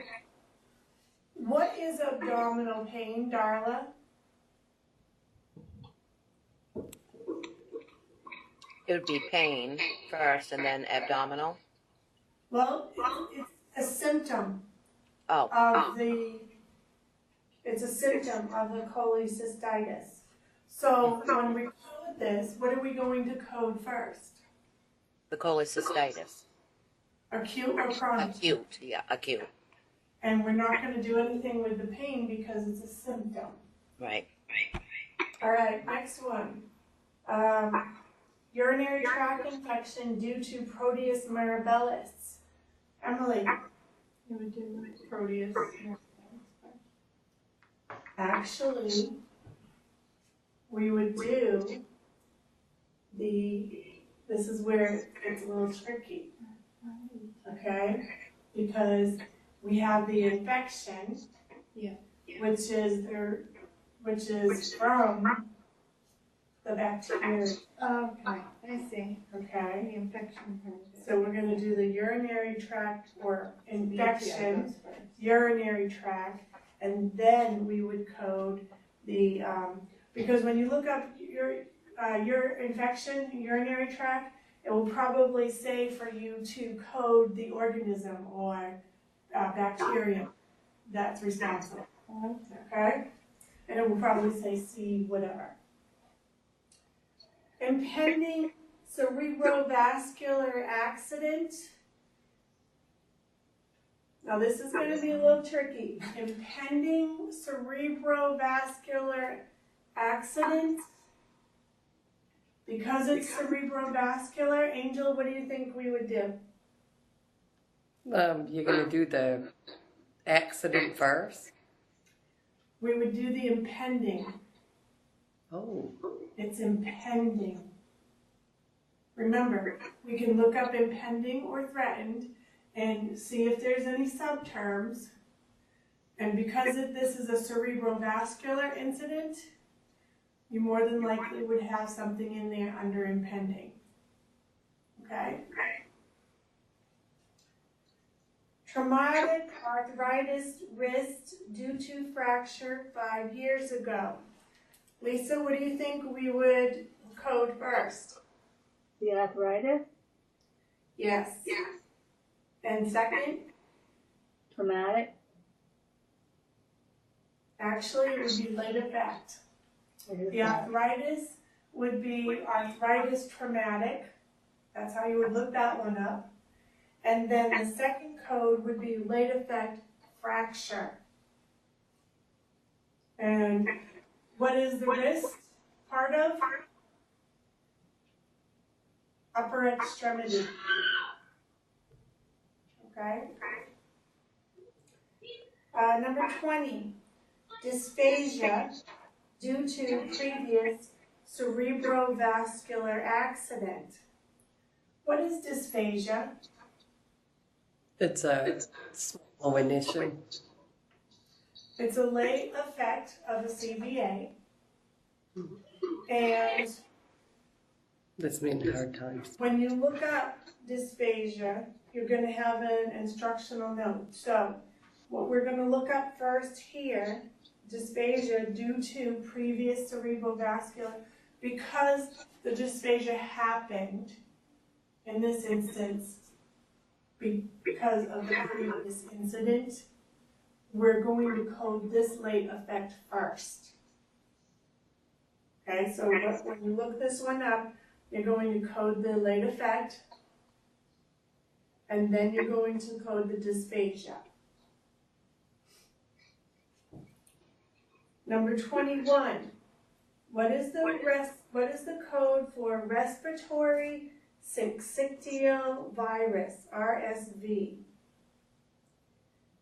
And I'm going to let you guys just look that one up and see what you come up with. So take a moment and look up respiratory syncytial virus.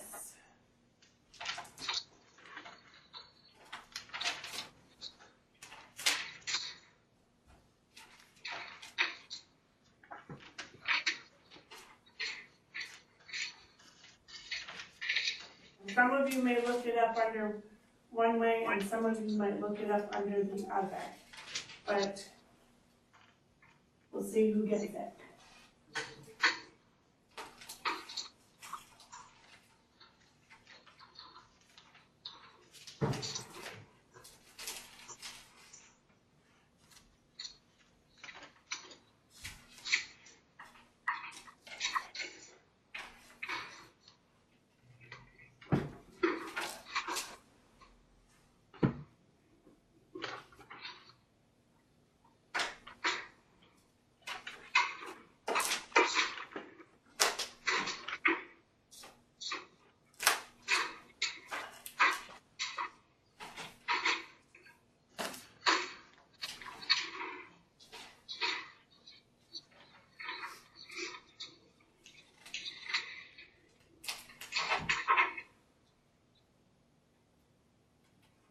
I got it. What did you come up with, Lisa? 079.6. Yes, 079.6. Because you would start with respiratory. Yeah, I ended up in an infections to find it. Okay. All right, let's take a look in our workbook on chapter 9, on page 49 in your workbook, page 49 in your workbook.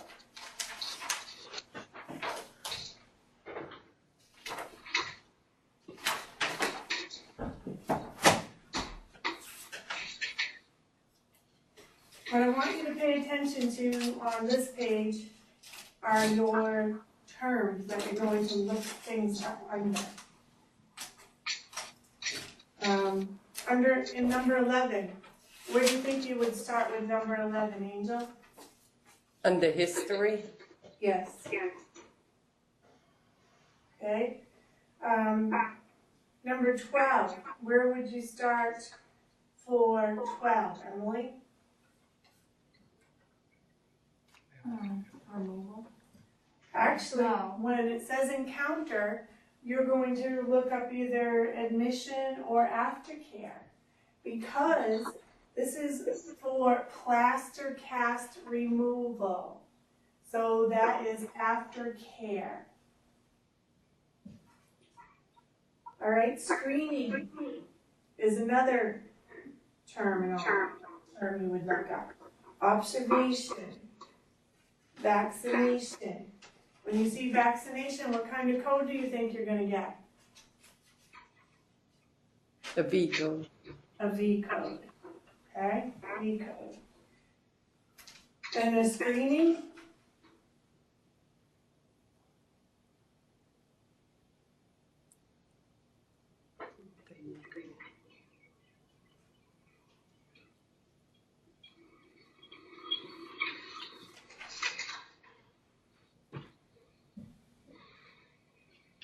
Screening would probably be a V code. All right, let's look at chapter 10 in your workbook.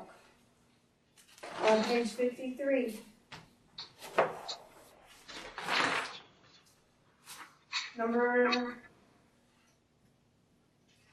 17. Acute and chronic bronchitis, what are you gonna code? Acute. The acute first. Acute pyelonephritis due to E. coli. What's going to be done first there? The acute, and then the infection.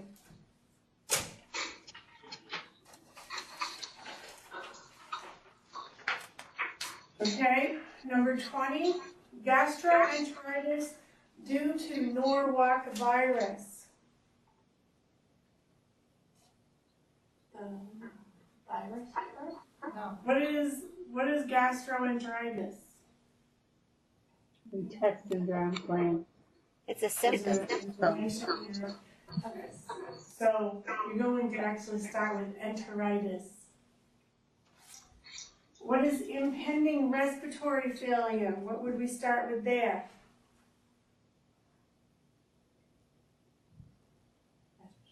The impending. You would look up impending and it would probably tell you there's no code. Okay? And then the rest I'll leave you for homework.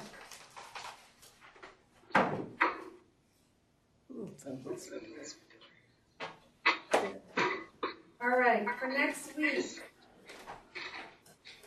Next week will be the last week before we have vacation.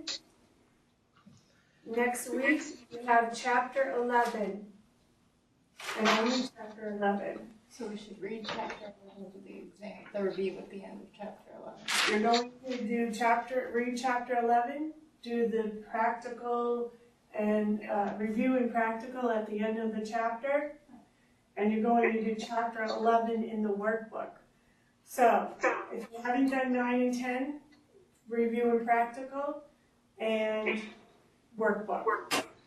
So textbook and workbook, and evolve exams. Because vacation is 2 weeks pretty much, because school isn't open at all. So next week we will get through chapter 11. And chapter 11 is where we start getting into our chapter-specific guidelines. So you'll see we start out with infectious and parasitic diseases. Now, this is where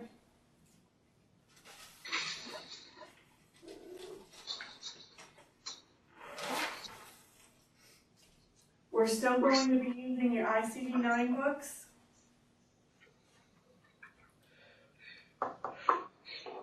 And going through the guidelines. So should I do the exam on Evolve for chapter 11 by next week, or should we just do 9 or 10? 9 and 10. Okay. Do 9 and 10 on Evolve. Okay. All right. Darla, what is your takeaway from tonight? Oh, I just got to become real familiar with this ICD-9. Well, we are still all learning it. Yeah. Okay? This is still very new, and by tonight I did not expect anyone to be 100% sure about it. That is honestly why we did what we did with the exercises. Why I'm glad we did those. about the exercises the way I did, asking you to point out the main terms, how to look them up in your code book, okay? That's what we're here for, to learn how to use the book. So, you want to have some tabs available, even if they're just, quick tabs to throw on the page for now, so that you can go back and make them permanent. All right? If you want pictures of what I did, it's going to be a little different with the smaller book that you have. So you might end up needing to find smaller tabs if you can. Lisa, what is your takeaway for tonight? Is understanding all the terminology such as threatened, impending, and knowing to go in the right place first. It's there. It's just taking a little longer to come out there. It does. An Angel, how about you? Getting more familiar with the ICD-9 book, that what falls under the tabular and the different indexes to know where to find the information without Right. looking back at the book. Because when I was doing the homework the other day, I kept looking back to where it had and broke down to know where to find the info.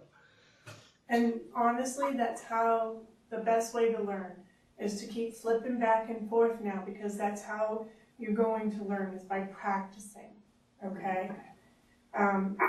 If for some reason you're doing an exercise and you just can't get how they got it, just send me an email or bring it to class the following week and we'll talk about it, okay? Emily, speak up. What is your takeaway from tonight? The acute and chronic. I had no idea. Yes, acute versus chronic, or acute and chronic. You will have in your assignment some acute and chronic exercises. So be aware of them. The book's a little easier now to understand. It's not quite as scary. Yes, it doesn't have to be scary, okay? Be thankful you have those small gray books, Yeah, right? Yeah. Extra 2 pounds. Yes. All right, any final questions? Could you repeat that? We have read chapter 11 and do the review and practical in each of the workbooks. And then you said chapter 9 and 10 exams also? Yes.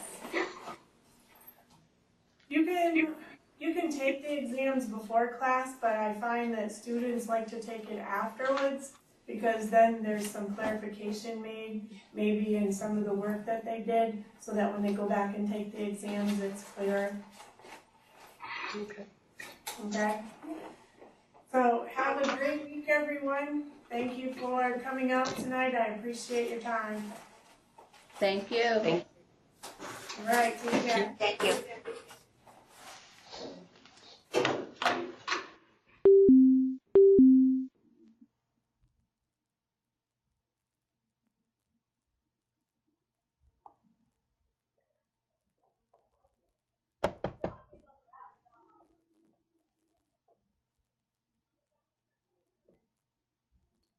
This is the weirdest thing ever.